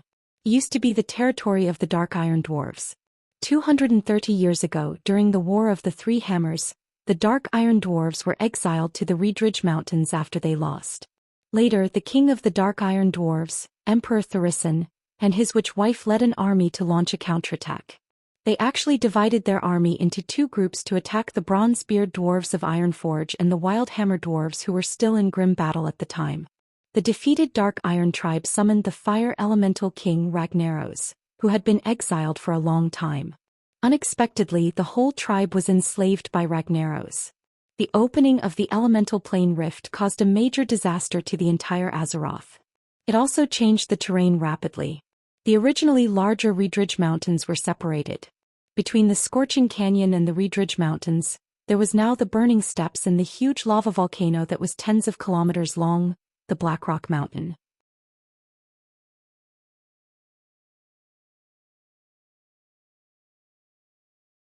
Chapter 549. Interestingly, the Dark Iron Dwarves enslaved by Ragnaros occupied the Blackrock Abyss at the bottom of the Blackrock Mountain. After the Orcs conquered Stormwind City, they started to use the lava cave to build and expand the Blackrock Fortress. After hearing that the Iron Furnace Castle's Bronzebeard Dwarves had joined the alliance, the Dark Iron Dwarves joined the tribe without hesitation. They were happy to cause trouble for the Bronzebeard Dwarves, and even came out to build all kinds of weapons and fortifications for the tribe while Ragnaros was still asleep. Hence, the defense of the Blackrock Fortress was quite strong. More than 200,000 orcs squeezed into a fortress. Orgrim was right about the final battle, but what if the orcs lost and defended the fortress? Would the Alliance's army be stuck in the Scorching Canyon? Usually Lothar's head would explode from thinking about it. What's so difficult about it? If they really dare to retreat, we dwarves will show them. Magni Bronzebeard said loudly. Anduin wasn't ignorant about the dwarves. When he was young, he often went to the Iron Furnace Castle and was old friends with Magni. However, how exactly was he going to see? Not only did Anduin have to be convinced, but he also had to get the approval of the generals of the other countries. At this moment, Duque suddenly said, "Steam siege vehicle?" The eyes of Magni and Jurban Mekatok, who was equivalent to the Gnome King, lit up. They didn't expect there to be someone among the humans who knew about it. And it was one of the big shots in the Alliance, Duque? Hee, you know about it too? Magni laughed. Unexpectedly, Duque frowned. Not good. Why not? Jurban was a little unhappy. After all, the steam siege vehicle was one of the greatest masterpieces of the dwarves and the gnomes. It has to be near the fortifications before it can be activated, Duque said with certainty. It can be easily destroyed by the orcs' crude defensive weapons. Magni asked, for example? For example, a giant rolling log that is 100 feet long and 20 feet thick? Duque's random example made Magni and Jurban's expressions change. That's right, the beastmen were animals with immense strength. If that was the case, it would be a little dangerous. Jurban asked, what good idea do you have? Why don't we modify the steam tank and make it look like this? Duke waved his hand, and a 3D projection of a tank model that looked a little like a large box-like dwarf steam tank appeared in front of Magni and Jurban. If there was another transmigrator present, he or she would realize that the tank looked very much like the Su-152 tank destroyer. Of course, with the industrial power of the dwarves in this era, they were forced to abandon the long barrel, but because there was no rotating turret, they could increase the caliber of the main cannon even more crazily. Similarly, in order to defend against attacks from the front, in a situation where the exquisiteness and steel rolling technology were not up to standard, the armor at the front was thicker. After giving up on the rotating turrets, they could add a few more firing holes on the side and install some musketeers to take care of attacks from the side. Both Lothar and Migraine were dumbfounded by the topic that Duke and the dwarf were talking about. Their understanding of the dwarven weapons was very primitive. He always felt that the dwarven tanks could withstand swords and knives, but they were a little weak against heavy weapons such as sledgehammers. For example, on the battlefield he had seen the orcs smashing the dwarven tanks with tree trunks more than once. But at this time, if they didn't trust the dwarves, they would ask their own soldiers to fight the orcs in the streets. Any commander who cared about his soldiers would not do such a heartless thing. Anduin had been complaining about Duque's suggestion to modify the siege weapons so late. Firstly, the war was imminent, and secondly, there were only 4 days left. Would they make it in time? Magni waved his hand. Don't underestimate the dwarves and gnomes. Such a low-tech modification, we can do it in one night. Magni and Gerben were so confident that even Duque was a little doubtful. Hey, are the dwarves all so strong? One night. It's a steam tank, right? They don't need to recalculate the weight to solve the tank's power system? What about the wheels? What about the tracks? What about the suspension system? Then the next day, Duque was pleasantly surprised amidst a wave of applause and praise. Duque came out with sleepy eyes. Duque was dumbfounded too. Faster, thief. I want you to be a tank destroyer, not a land cruiser. What the hell is this 10-meter-long metal lump that's almost 2 stories tall, 3 carriages wide, and almost 3 stories tall? Not only was Duque dumbfounded, but the Windrunner sisters' mouths were also wide open. Alright. At least its appearance was perfect. Duque noticed that apart from the front armor that was really made of steel, the sides were made of wood and covered with 2 to 3 layers of iron. When Duque walked over, he saw a huge wheel made of pig iron that was as tall as a man. Even though the outer part of the wheel was mostly covered by the outer armor, Duque could clearly see no tracks. No tracks. No tracks. Important things must be repeated 3 times. Then how will the vehicle turn and pass through complicated terrain? And with such a heavy vehicle, what kind of steam transmission system will it use? With this question in mind, Duque turned to the back of the vehicle to take a look and almost bit off his own tongue. High-tech my ass. No wonder they said it was a modification without any technological content. Like hell, I'd believe you.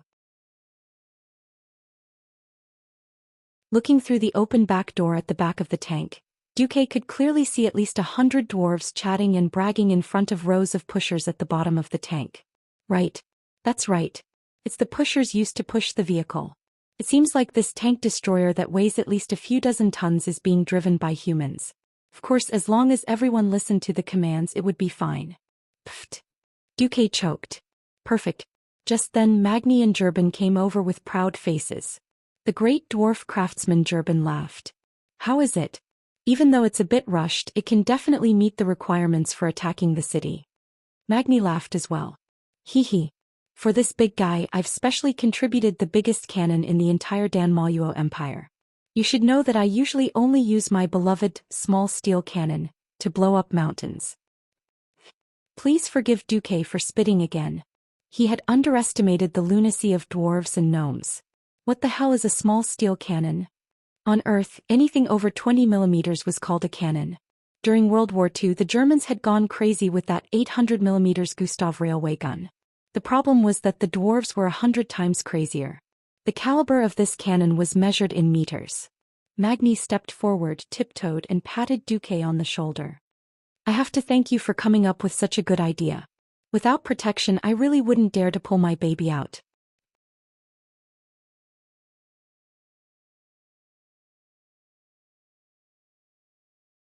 Chapter 550.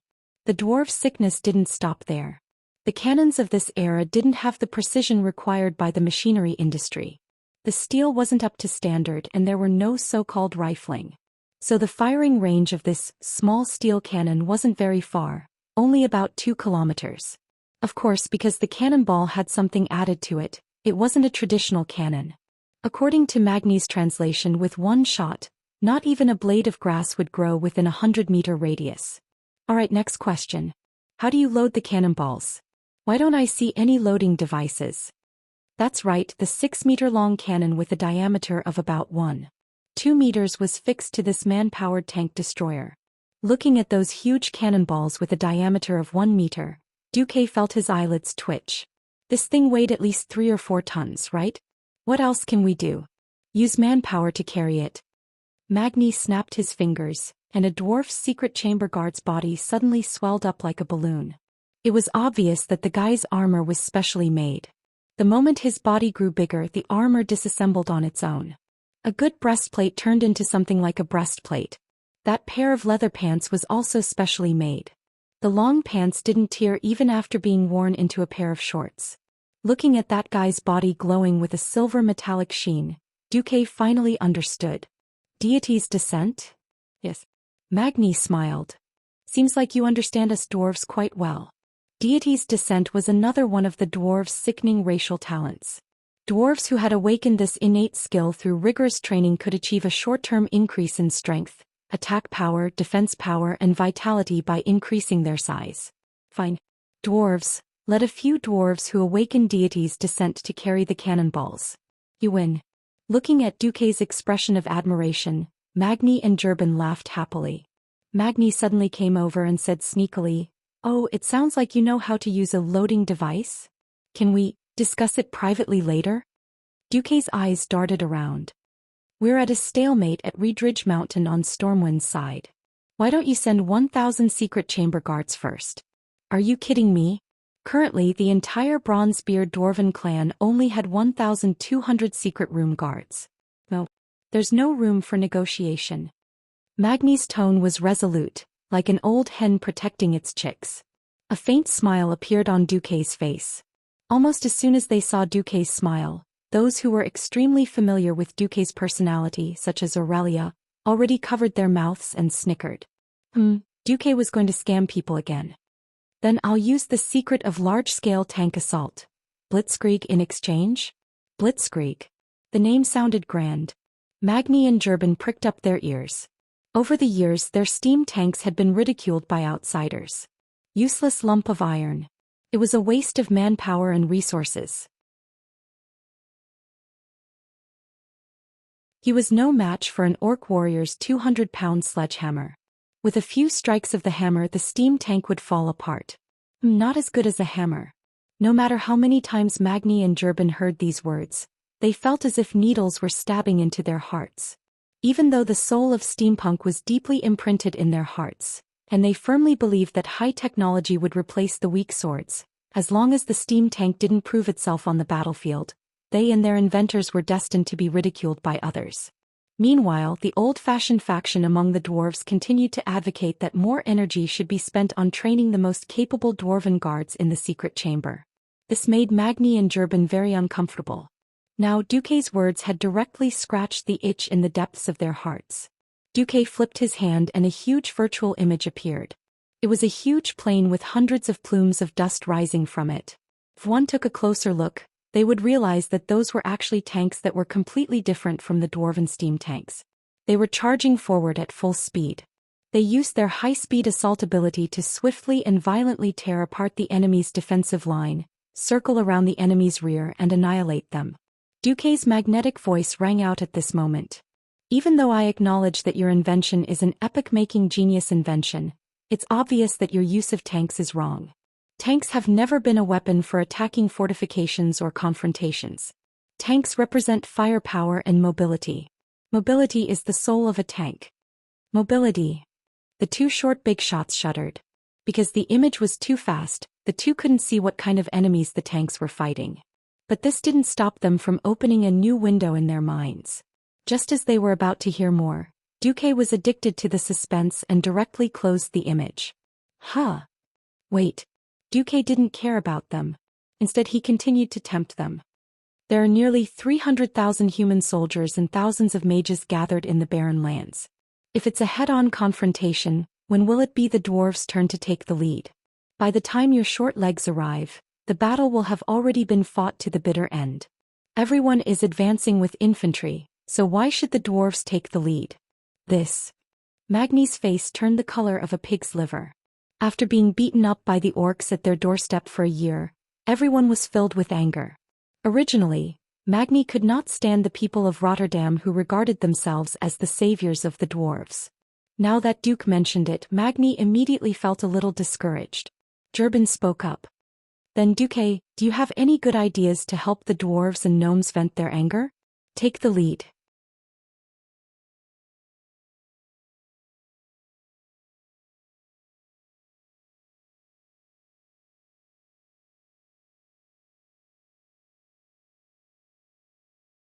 In front of the balcony he could overlook the entire scorching canyon. From here he could see the remaining tribesmen and the newly arrived tribesmen gathered below. He still remembered that the last time he looked from here his warriors had covered the entire scorching canyon and burning plains from the north and south. There was not a single gap between them. But now between the black rocks, there were only patches of green and a small amount of brown. Orgrim could even tell that the old first-rate tribesmen were sparsely gathered together, while the new second-rate and third-rate tribesmen were more spirited. When did his tribe become so weak? Everything he worried about had become a reality. Everything was falling towards the worst plan he had prepared in his heart. So what if it's a final battle? Can we win? They have a large number of mages and even a damned red dragon. Zulu Hid said from behind him. We don't have enough men. This is the last batch of reinforcements. The tribes on the other side of the gate are watching, and there won't be any more reinforcements for a while. Orgrim glared angrily at his second-in-command. The burning rage in his eyes made every beastman who met his gaze cower. Indeed, their numbers were very small compared to the super army of over 500,000 in the past. The number of beastmen troops no longer had the numbers to sweep through the world. In terms of quality, it was even worse. But so what? In the name of our ancestors. We are beastmen. You're asking us what we should do? He roared at everyone and pulled out the famous hammer of destruction from his back. Of course it's to fight. Before you rode on the dragon's back, you could kill 20 human soldiers in one go without panting. Did you forget what it means to fight after getting off the dragon's back? At this point, Orgrim turned to the new beastmen around him. Your ancestors could kill 10 human soldiers at once. What about you? Do you think you're the children of the ooze monsters? Do you think you're all weaklings? What your ancestors could do, you can do as well. You want to destroy us? Sure, you can kill us with the lives of 5 million soldiers.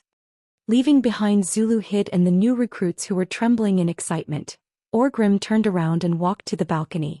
Warriors of the Horde, listen up. He roared and raised his hammer high. Most of the new beastmen turned around to look at him, but the beastmen who had retreated did not. This enraged him once again, and he smashed the hammer of destruction onto the cliff at the side of the balcony. There was a stream of lava that fell straight down. The blow from the hammer of destruction created a huge wave of heat that reverberated violently. Every single orc at the foot of the mountain immediately cast their gazes over and stared intently at their great chief. Listen to me, he yelled again. I know that we are being defeated and forced to retreat. I also know that our numbers are not as great as before. I also know the heavy losses caused by Ghoul Dan's betrayal. But don't forget, we are beastmen. In our world for billions of years, nothing could stop us. We have killed the most savage Gollans and fought against the ogres for hundreds of years. We have lost before and we have retreated before. But now, we are still the rulers of that world. At this point, the beastman's eyes lit up.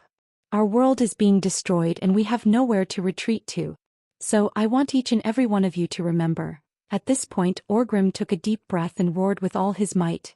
We are beastmen, we are still the Horde, our footsteps will make this world tremble. The soldiers below let out excited shouts.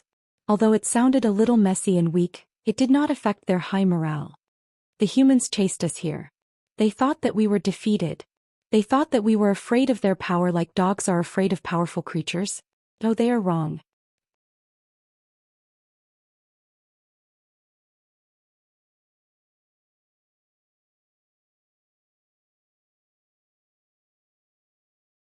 I swear by the tribe's war flag that this battle has nothing to do with the dragons.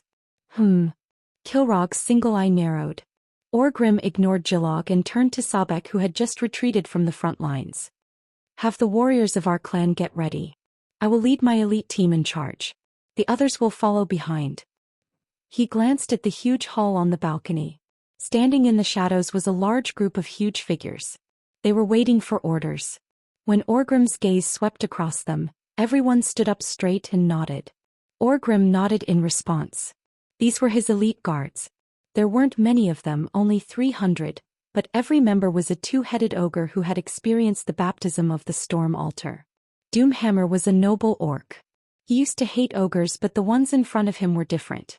They were much smarter than others of their kind, and they were warriors and not warlocks. More importantly, they were only loyal to Orgrim and not out of recognition for the tribe. Orgrim knew that they admired his courage and strength. In reality, they saw him as a smaller ogre and promised to follow his orders. At the same time, he respected their strength and understood that if needed, each of them would die for him. Just like how he was willing to give up his life for the tribe. Now the 250,000 orcs would use their lives as a bargaining chip to tie the tribe's victory to the balance of fate. There was only one thing left. Suddenly an orc rushed over and whispered into Orgrim's ear, "We found Guile and transferred him to another slave master according to your instructions. But, is this appropriate?" Orgrim sighed. "According to the prophecy of the Lord in Nagrand, we must leave him with the humans. This is fate." Fate? What a mysterious word. Not far away, Kilrog Deadeye, who had a "I don't want to fight" expression on his face, seemed to have seen something through his eyes that could only briefly see the future. He suddenly picked up his white bone axe made from the fangs of ferocious beasts and stood beside Orgrim. Regardless of victory or defeat, the tribe should not be destroyed here. Orgrim smiled when he heard Kilrog's words. "Let's go." At this moment, on a small hill 3,000 meters away from the main battlefield, Anduin Lothar stood upright on the back of his horse like a sharp sword. He was the most trusted commander and the highest commander of the alliance. Anduin was not only surrounded by knights, but also an entire hand of silver waiting for his orders. Anduin's hand was on the hilt of his sword. His eyes were sunken from staying up all night and his eyeballs kept moving. His gaze was as sharp as an eagle's as he patrolled the plains. The cheers of the orcs shook the earth. This made Anduin a little uneasy. Obviously, Great Chief Orgrim had boosted the morale of the entire tribe. On the other hand, Anduin felt like he was screwed. Tyrrhenas had gone crazy from wanting to take credit. He used the excuse that Rotterdam had sent the most troops to change the formation, and wanted the armies of the other 8 countries to form around the Rotterdam army. If the Rotterdam army was as elite as Mograines, then Anduin could forget about it. But why did this have to happen? Tyrrhenas had forced all the private soldiers of the nobles to come up to 150,000 men. Instead he let Gilnis and Alterac, who were more powerful, transport food. He even threatened to withdraw his troops at every turn. Alright, now the front and center were all Rotterdam. On the left was the well-equipped Dalagan army and the Highland cavalry from Torrential Fortress. On the right was the allied army of Bronzebeard, Wildhammer and Gnomes. At the back were Kuel Salis and the Dalagan mages as well as the rangers.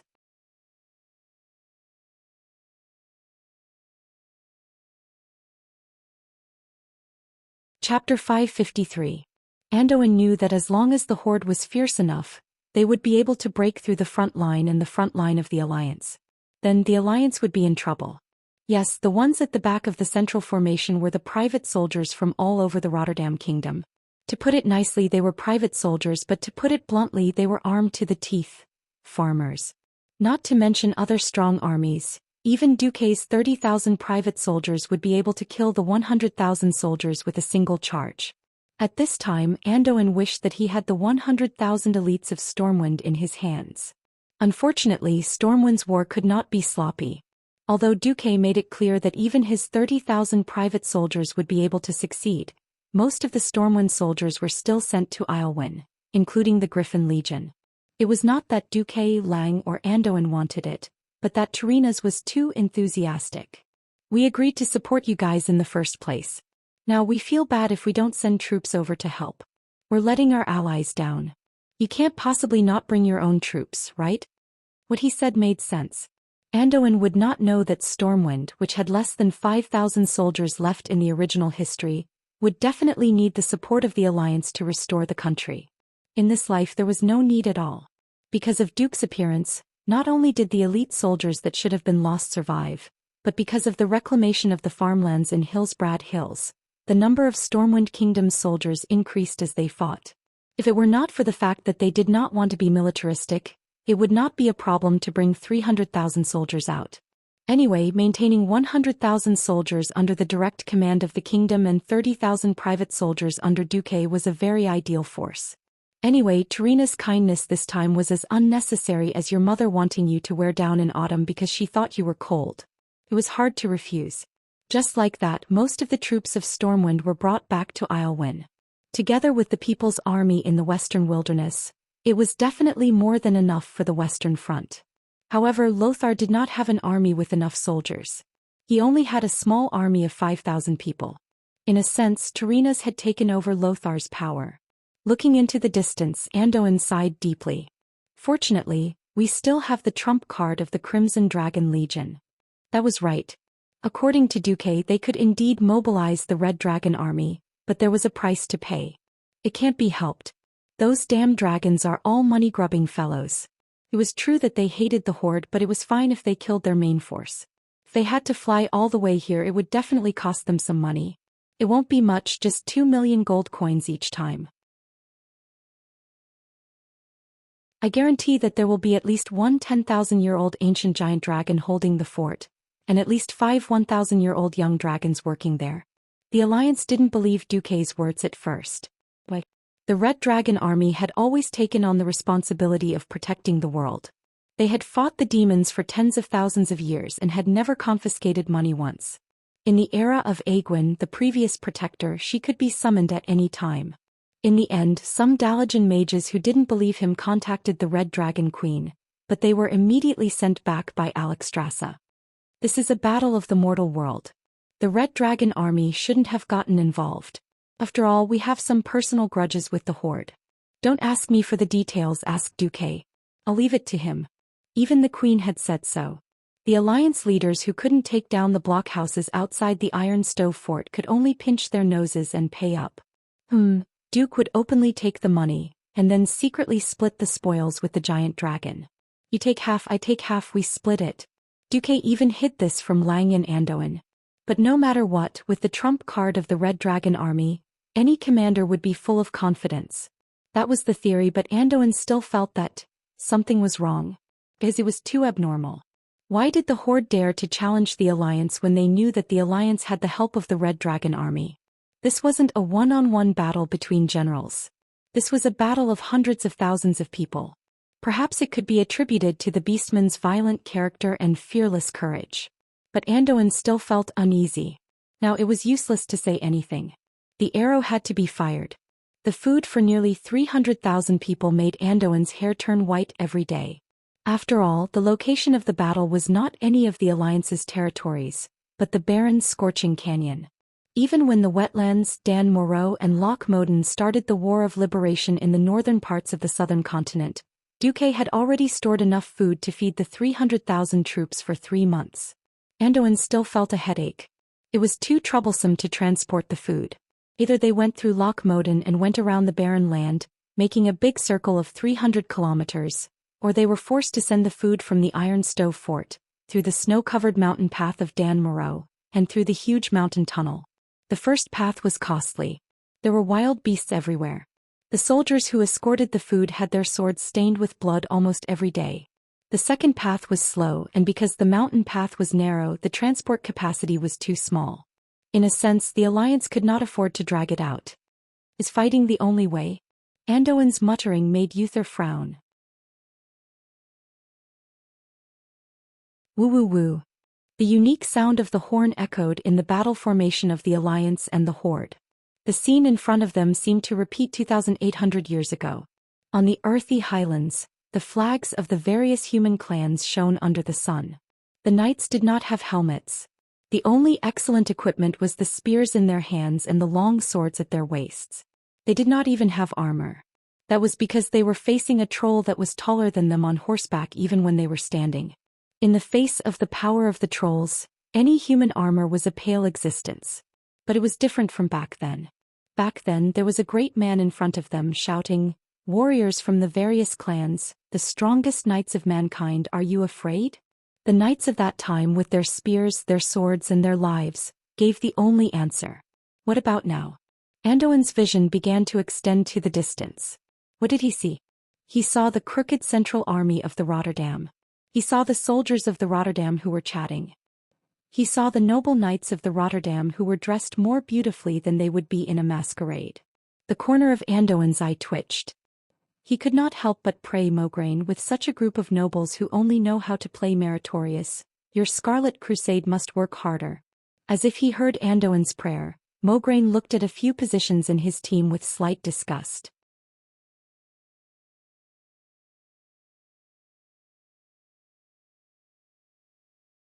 Chapter 554.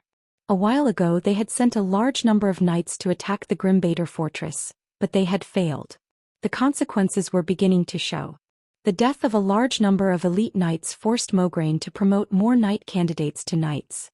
To Mograine, the lack of experience was a small matter. Looking at the 5th and 6th legions of Rotterdam, many of the commanders were trash that tarnished the name of knights. Most of them were sent in by the nobles. This was the compromise that Turinas had to make with the nobles in the kingdom. The reason they were able to maintain their formation was purely because their subordinates were the most elite soldiers who had experienced the Battle of Silver Pine Forest. Closer and closer.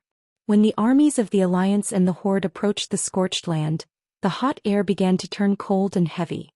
It was just an illusion. However, it was not a good illusion. The heat of the scorching canyon was unbearable. On the contrary, the beastmen led by the Blackrock clan felt that it was normal. Standing on a large rock at the front of the army, almost all the beastmen could see their chief and the symbol of the scorching canyon, the hammer of destruction. They began to believe their chief's words. Even though rows of human warriors in bright armor were approaching them in an orderly fashion. Even though the spears of the humans were as dense as a forest, each spear tip shining with a piercing cold light. However, when their great tribal chief shouted those words that reverberated in the bloodline of the beastmen for thousands of years, those words that seemed to contain a mysterious power and were incomparably sacred for their entire lives, every beastman received an answer for this war. What was that answer? Lokturogur. Yes. If they did not win, they would rather die. Lokturogur. 250,000 voices combined into one, echoing throughout the entire scorching canyon. Under their great chieftain's lead, the once still green sea began to surge with the most frenzied ferocity. That was the strongest fusion of the will of 250,000 people. It was also the roar of a desperate race for survival. Faced with the terrifying voice of the beastmen, Mograine and Anduin were deeply shocked. This battle was over. Mograine shouted at the top of his lungs, "Ballistae and catapults, fire first." The 1st and 2nd heavy cavalry regiments charged back. We must suppress the enemy's momentum. Throwing in their trump card at the start of the match was undoubtedly a very bad start. Mograine had no choice. This was because he saw Orgrim and his personal ogre guards, as well as more than 10 chieftains with terrifying combat abilities. That was definitely not an opponent that an ordinary shield formation could defend against. Anduin was nervous too. "Tell Duque. I need his Red Dragon army now. Now." After sending the message, Anduin raised his hand. "Storm Royal Knights, Silver Hand, follow me." As soon as he finished speaking, he immediately galloped madly on his horse. "We have to make it. Red Dragon." In fact, Duque had called for the Air Force earlier than them. But because the Red Dragons were not arranged to enter the barren land in advance, it would take more than 20 minutes for the Red Dragons to fly over, no matter how fast they were. The Rotterdam heavy cavalry filed out from both sides of the front line. After quickly forming an arrow formation, the horses began to speed up and trot on the battlefield. The knights held their heads high and the tips of their spears were lowered in rows. Soon, a silver wave appeared at the front of the battlefield. It surged forward with the momentum of thousands of soldiers and horses, ready to collide with the terrifying green wave. Black ballistae rose diagonally from the human formation, and poured towards the front of the orcs with a density that could cover the sky. Mograine could imagine that in a dozen seconds, there would be countless holes in the green sea and this wave would stagnate. Something no one thought would happen. Suddenly, the sound of ballistae could be heard from the orcs' formation. A bunch of strange ballistae were shot out. At this moment, Duque, who was advancing with the dwarves on the right, was stunned. What the hell, isn't that a helicopter's propeller? The thing that was shot out really looked like a propeller. When the ballistae shot out by the orcs flew into the air, due to inertia, the helical fins attached to the ballistae's arrowheads were lifted up, and started to spin at high speed due to the rapid flow of air. In the next moment, like a shaving machine, most of the ballistae shot at the orc infantry were shaved into countless pieces. The humans' ballistae had failed. This must be the work of our distant dark iron dwarves, Magni muttered. His words were right. The orcs only knew how to use thick and hard weapons. Such a low-tech but effective war machine was definitely not an invention of the orcs. This also meant that the charging heavy cavalry had lost their cover. Axes. Orgrim, who was leading the charge, did not forget to give the order. The charging orcs began to remove the short axes tied to their waists. Those were throwing axes specially prepared for them by the dark iron dwarves. Even though each axe was as big as the axes humans used to chop trees, it could only be used for throwing against the tall and strong orcs. The axes were made of black iron and they were rather crude. But with the orcs' innate strength they could easily throw them more than 50 meters away. The flying axes that were as dense as raindrops let out ear-piercing screeches. They spun in the air, drawing terrifying arcs in the air as they attacked the charging heavy cavalry. The heavy armor of the Rotterdam soldiers that could easily block the rain of arrows became meaningless. A few hundred kilograms of force was concentrated on the narrow blades of the axes. Be it the iron-coated kite shields or the armor that was more than 5 millimeters thick, they could not withstand the terrifying power of the axes. Ah. No. Mother, I don't want to die. Anyone who was hit would be sent flying 4 to 5 meters away before crashing into the ground, or dismembered instantly. Broken horse heads, horse legs, human limbs and broken lances flew less than 30 meters away from the orc vanguard. Out of 10 heavy cavalry, only 1 or 2 would be able to reach the orcs at most. But they were not much better off than their comrades. The ogres' 3-meter-long war hammers were no weaker than the lances of the heavy cavalry with their long arms. A faster and fiercer counterattack would usually arrive first. Before the charge of the lances taught by the knights could reach them, they were sent flying with their horses in a violent gust of wind. It was easy to imagine how terrifying Orgrim's personal guards were to be able to throw a man and a horse that weighed nearly 500 kilograms with a hammer.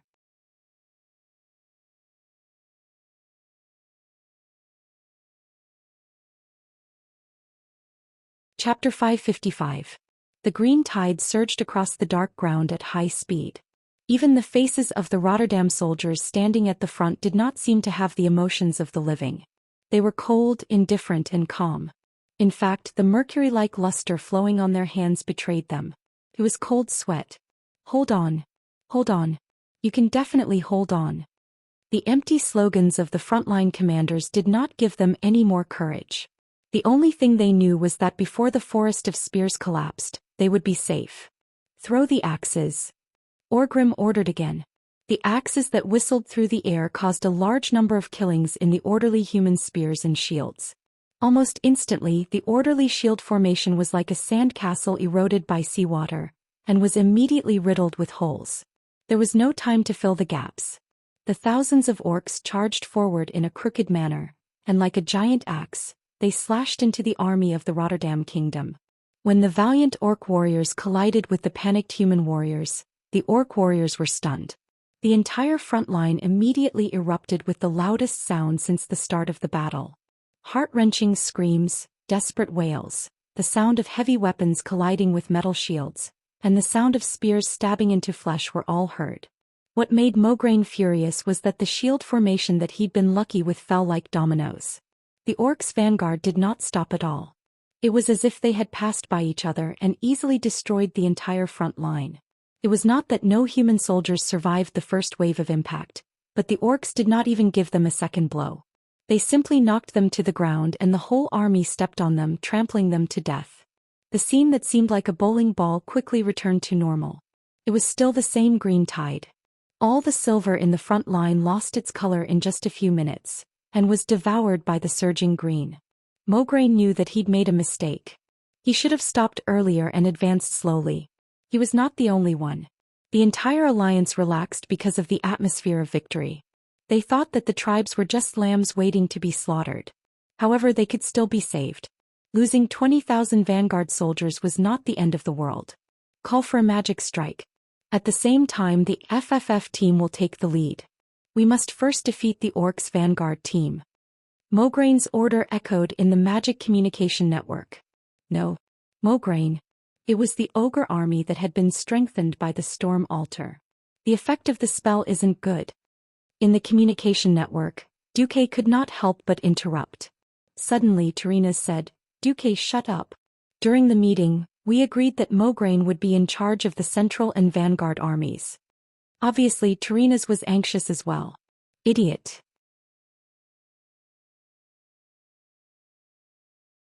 He doesn't trust the mages in the magical domain, but trusts a commander who's a knight. Magni Bronzebeard spat harshly when he heard the message. Duque sighed. No, it's Terina's who wants to be Thoradin the Great. After Duque revealed the truth, Magni was silent for a few seconds before he suddenly said, Duque, why don't we form an alliance in the southern continent? Duque smiled. Doesn't have to be so complicated. However, I don't mind building a high-speed underground railway between Stormwind and Ironforge. In that case, none of us will be afraid of being besieged again. Good idea. He was a little annoyed by Duque's strange rejection, but the idea of building an underground railway made his eyes light up. Yes. If the Lordaeron alliance is really that bad, we dwarves can just form an alliance with Stormwind.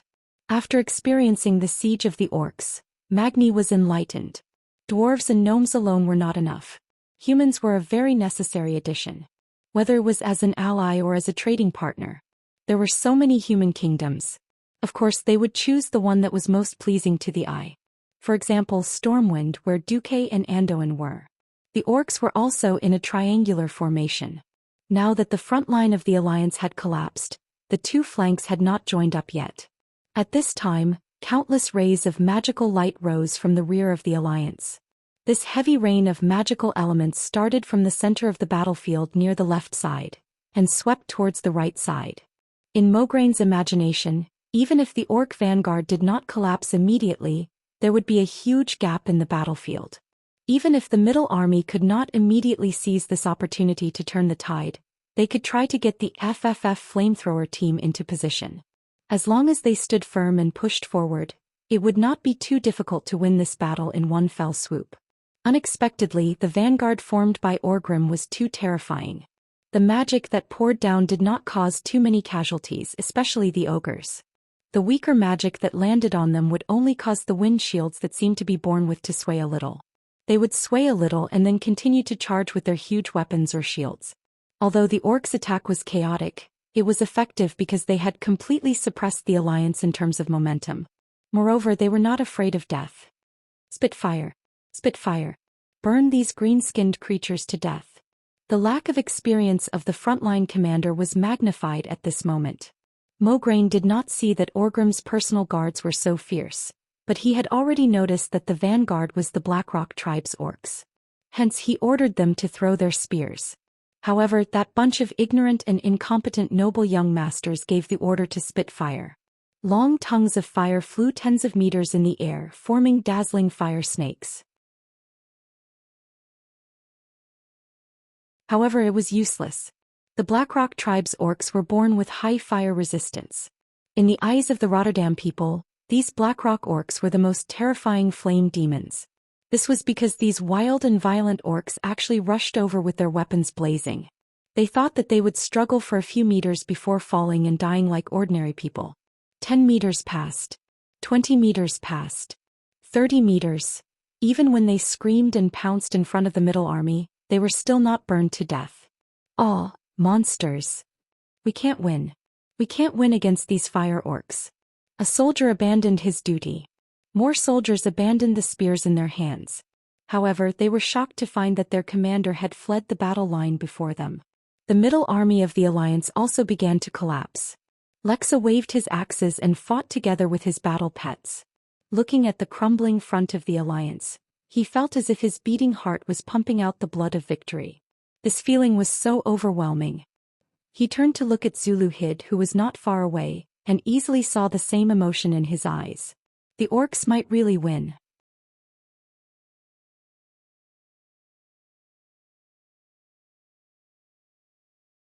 Chapter 556. As a mixed blood between an ogre and an orc, Rexer had never been liked by his own kind. Ever since he joined this expedition across worlds, everything had changed. At the very least, he was respected by Great Chief Orgrim.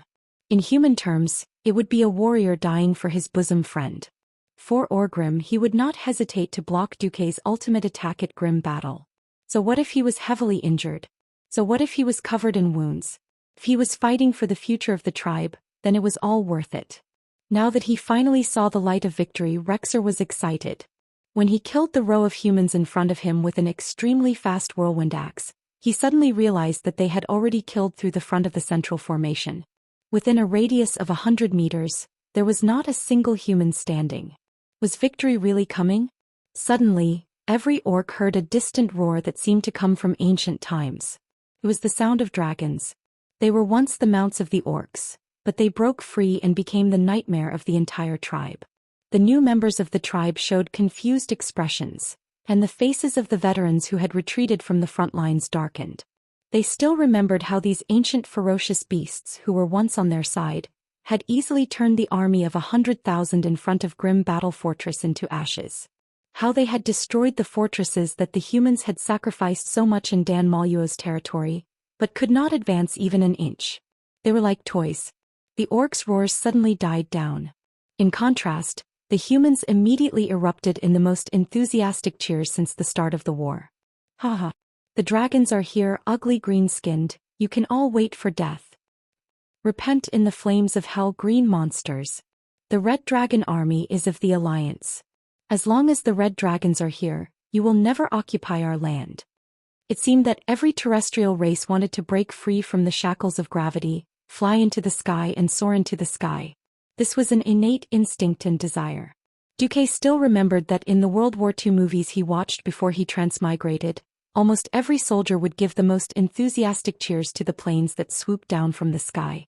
The excitement of watching one's patron saint descend from the sky would never get tired of it no matter how many times it happened.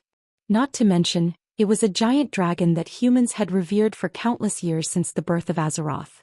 Just when every single orc was stunned, panicked, and hopeless, Orgrim, the man who charged in front of all the orcs, the man who proved the honor of the orcs with his blood and bravery, once again stood on the high ground and raised the destroyer hammer, that seemed to be flowing with lava.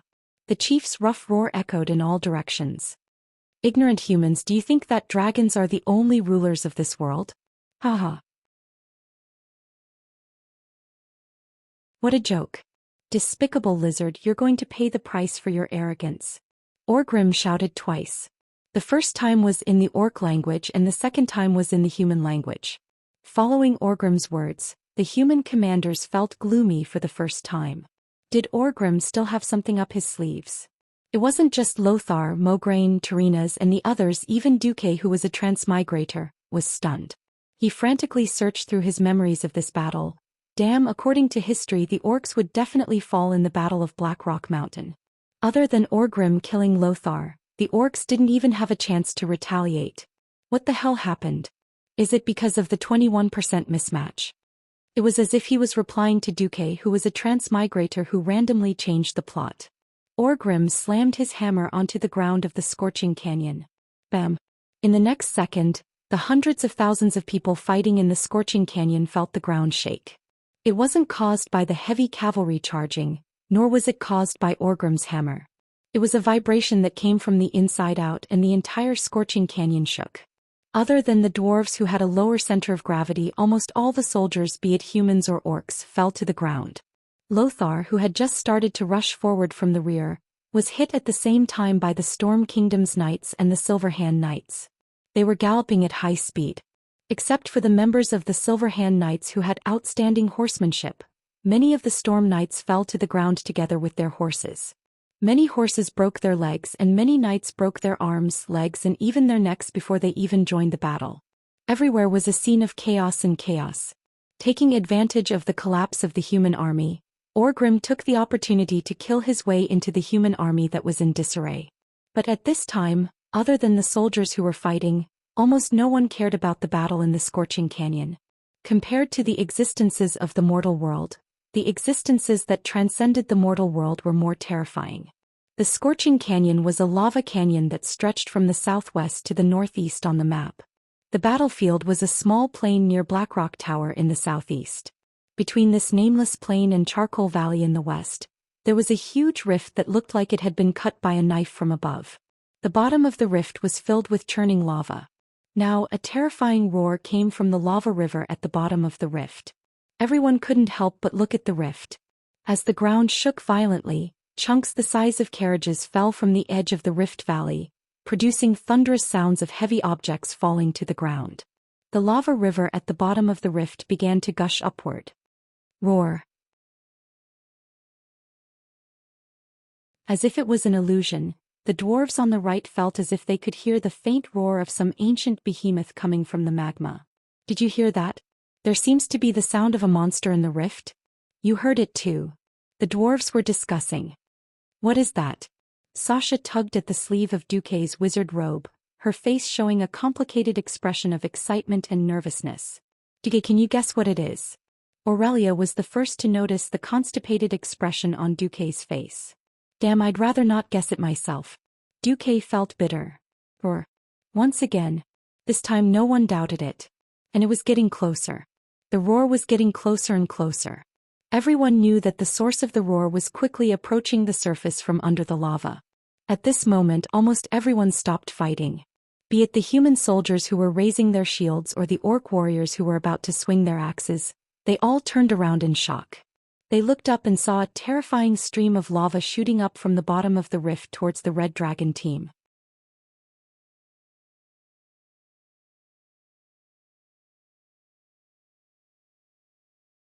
Chapter 557.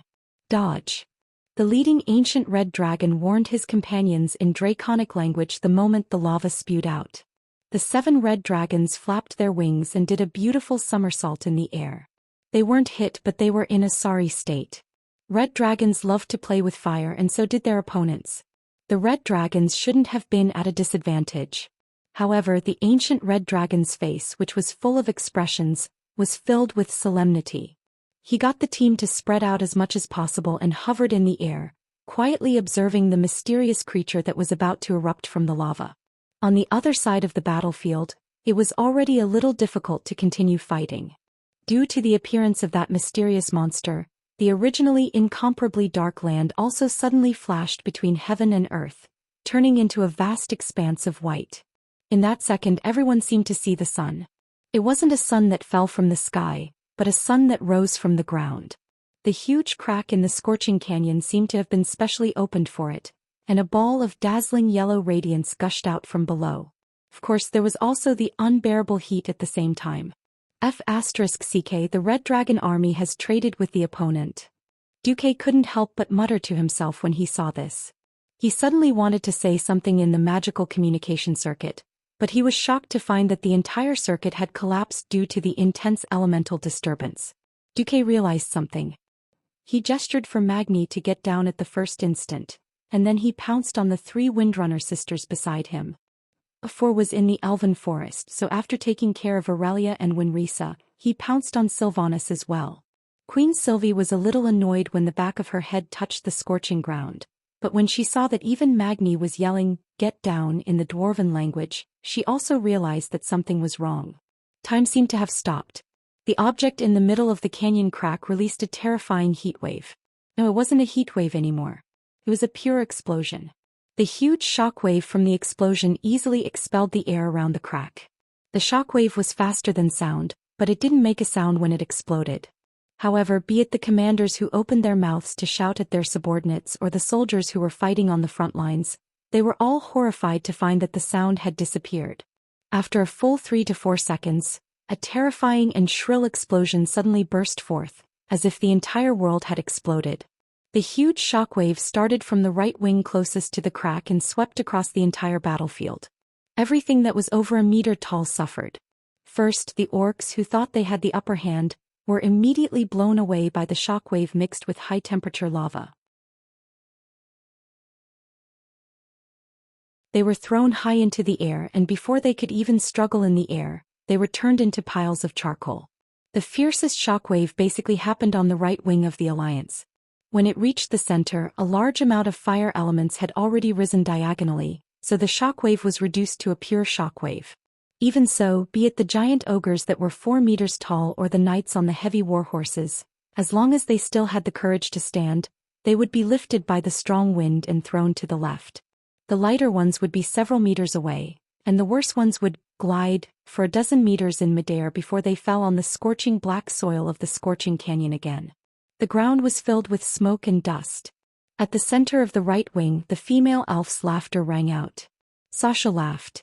"Duque, why didn't you use ice barrier this time?" At this moment, Duque suddenly realized that he was a little distracted when he pounced. While the posture was a little awkward, it was full of benefits.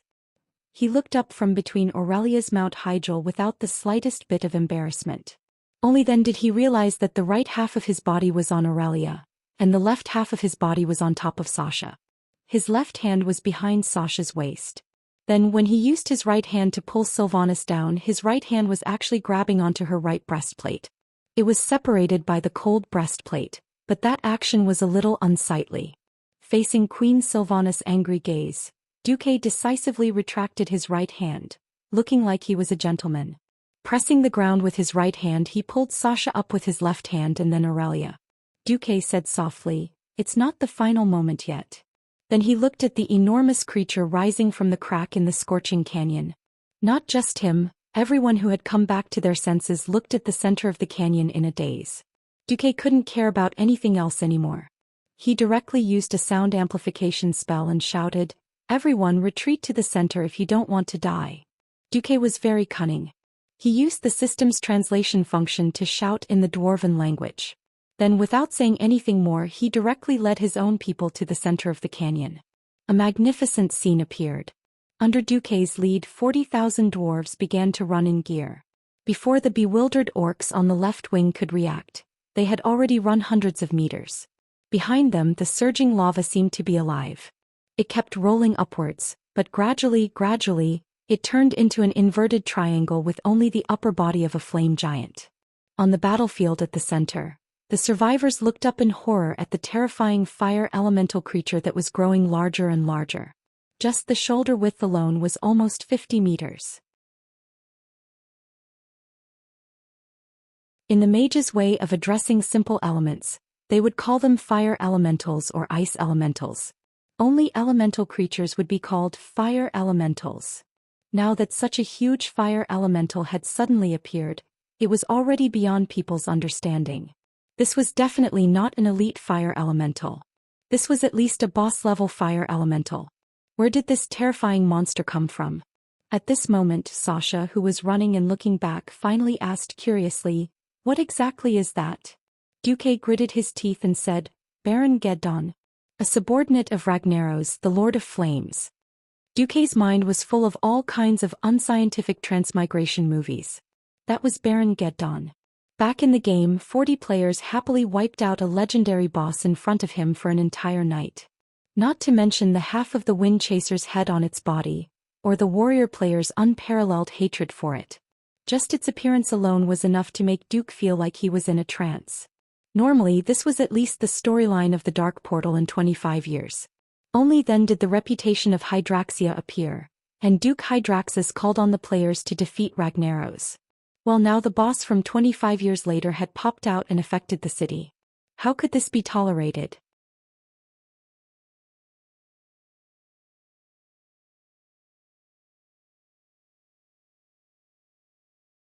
Chapter 558. Actually, he couldn't be blamed for running out, because this was their territory to begin with. In order to defend the ancient god that he believed in, Ragnaros had once led an army together with the other 3 elemental lords, Therazane the Stone Mother, Alkir the Wind Wielder, and Neptulin the Tide Hunter against the Titans. However, they were defeated and imprisoned in the elemental plane. When the elemental lords had gradually faded from the sight of intelligent beings in the world of Azeroth for many years, the Dwarves' War of the 3 Hammers broke out more than 200 years ago. The leader of the Black Iron clan, Emperor Tharisan, started the war, but in the face of the combined forces of the Iron Furnace Fort and the Wild Hammer tribe, the Black Iron dwarves were defeated. Emperor Tharisan, who was about to be defeated, began to summon powerful elemental creatures in order to win the war. Unfortunately, what he summoned was not an ordinary elemental creature, but one of the most powerful existences in the elemental plane, Flame Lord Ragnaros. After blowing up half of the Redridge Mountain and creating the Burning Steppes and Scorching Canyon, Ragnaros left the molten core under the Blackrock Abyss to Majordomo to take care of.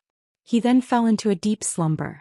As a matter of fact, Majordomo Executus, who looked like a male Naga but had huge curved spikes on his back, had been conscious the entire time.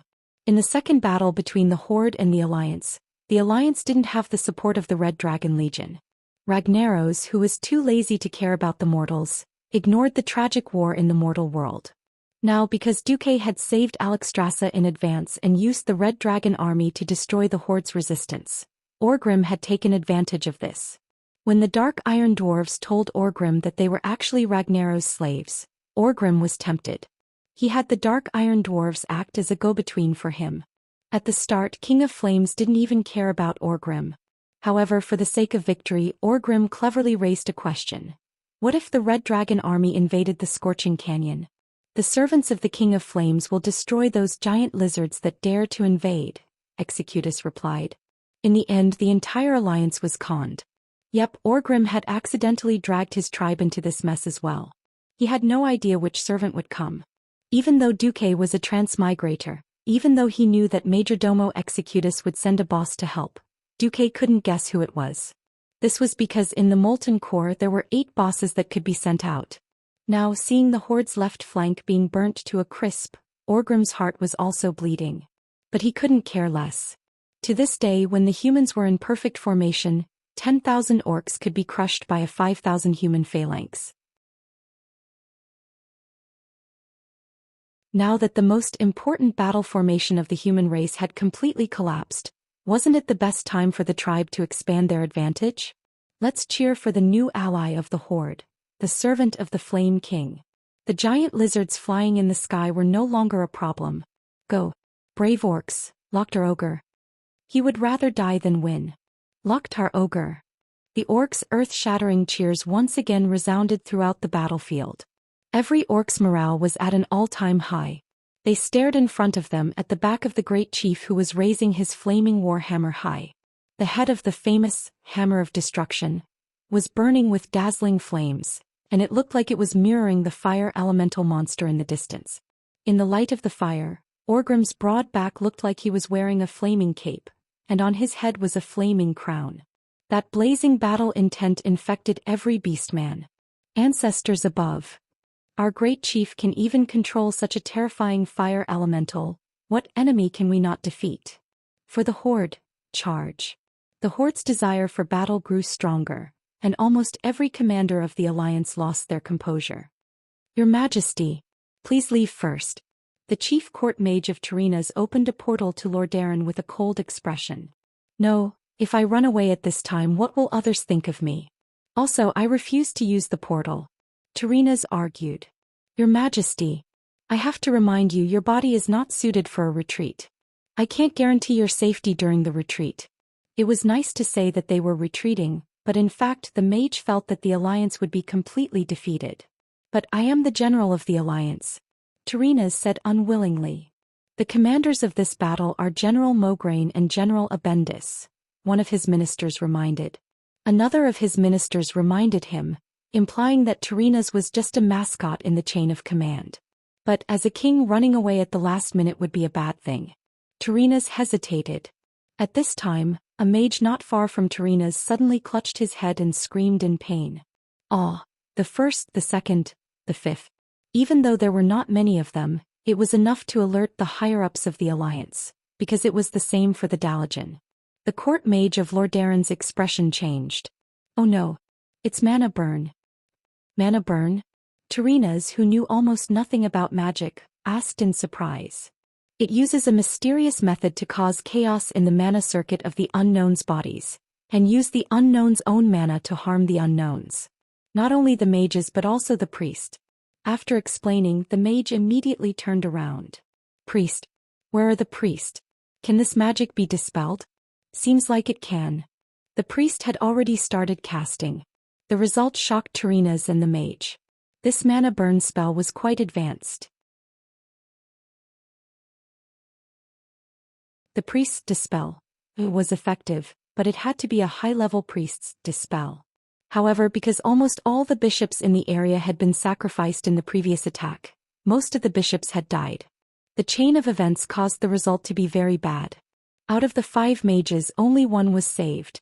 The other 4 were burned to death by their own magical power that had erupted from within them. The next moment, something even worse happened. Suddenly, a soldier was bathed in fire and the people around him backed away in fear. But this guy did not feel anything because he did not feel anything. In just a few seconds he suddenly turned into a huge bomb. At the same time that it blew itself up, It also caused a terrifying second explosion damage to everyone within 100 meters. Duque could tell at a glance that this was Baron Geddon's other ultimate skill, living bomb.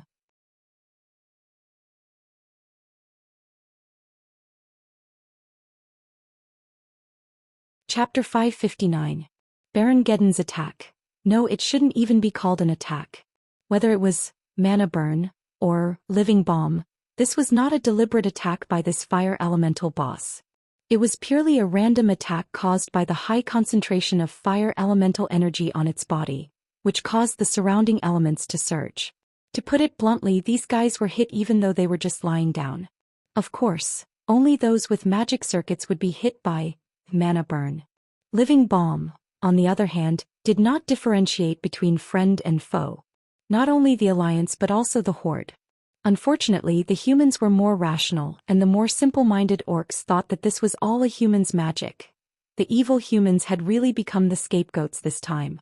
So when the human army fell into further chaos and collapse, the orc warriors continued to shout Loktar Ogre, and launched a desperate charge. As Duque rode on horseback, he tried to communicate with Alexstrasza using magic. After he explained the situation in a few words, the Red Dragon Queen was silent for a few seconds before replying. Duque, it's not that I don't want to help you, but ever since the Red Dragon Army was founded, we have been following the same principle for thousands of years. Whether it's me or my dragon people, we are all born to protect this world. This is the highest meaning of our existence, do you understand? Duque was also silent for a few seconds before sighing. I understand. In a sense, the Red Dragon Army was more like the strictest law enforcement. It was not wrong to think of them as the police. They not only strictly demanded of all the people they were monitoring, but also strictly demanded of themselves. The biggest reason why Alexstrasza agreed to attack the Horde with Duque was that the Horde had once enslaved her. Before Duque traveled to this world, this would have been called assaulting a police officer. Although Ragnaros once fought against us under the command of the evil ancient god, a few of us dragons have discussed that elemental creatures are also a part of this world. If they show signs of destroying the world, we will not attack them. So sorry. Then can you communicate with them and ask you and Ragnaros' men not to attack? Yes. Give me some time. I don't think they want to fight me. After ending the magic transmission, Duque suddenly understood something. Although people often say that changing the past can change the future, in fact, a little change will not bring about change in the future. History should also have its own ability to repair itself. Even if someone returned to the past and successfully saved one or two people, history would not easily change. Because so what if he saved some people? If it was just a beggar with no sense of existence, then as long as the decisive outcome of history did not change, history would continue to evolve. The situation Duque was in now was similar. The Red Dragon Army was added to the alliance in this world. Then, the power of fate in this world cleverly allowed a faction that had existed for a long time to suddenly appear and slap Duque, a transmigrator, in the face. Fine, a slap it is. To Duque, this kind of slap didn't hurt him at all. Maybe he could just endure it. But what is the purpose of living in this world? Isn't it to live a wonderful life and not to waste this life? As he urged his horse to move with the dwarven army, Duque looked at Aurelia on his left, who was riding a chocobo, and then at Sasha on his right, who was looking back at him tenderly, and then at Servanas, who was further away from Sasha. Duque's heart suddenly ached. Why? Because Duque suddenly remembered that if he could not truly change his fate in a few years, Aurelia would join the Outland expedition and die in the Outland. And in the Third War at the Dark Portal, Servanas would also die at the hands of Arthas, who led the Scourge army. Regardless of the relationship between Servanas and himself, just the fact that her becoming the Forgotten Queen would make Aurelia and Sasha sad, Duque felt that he had the obligation to stop this from happening. This was definitely not an easy thing to do, because Servanas' death and then leading the Forgotten was definitely one of the most important events in the history of Azeroth. If the power of historical correction he hypothesized really existed, then he must have a way to break it. The simplest proof was that after the end of the First War at the Dark Portal, marked by the fall of Stormwind City, the similarity of the world of Azeroth in the system notification dropped from 80% to 79%. If that was the case, then there was no mistake. There must be a decisive moment, and if this moment was changed, then it would completely change the fate of the future. Duque thought about it and decided to name it Singularity.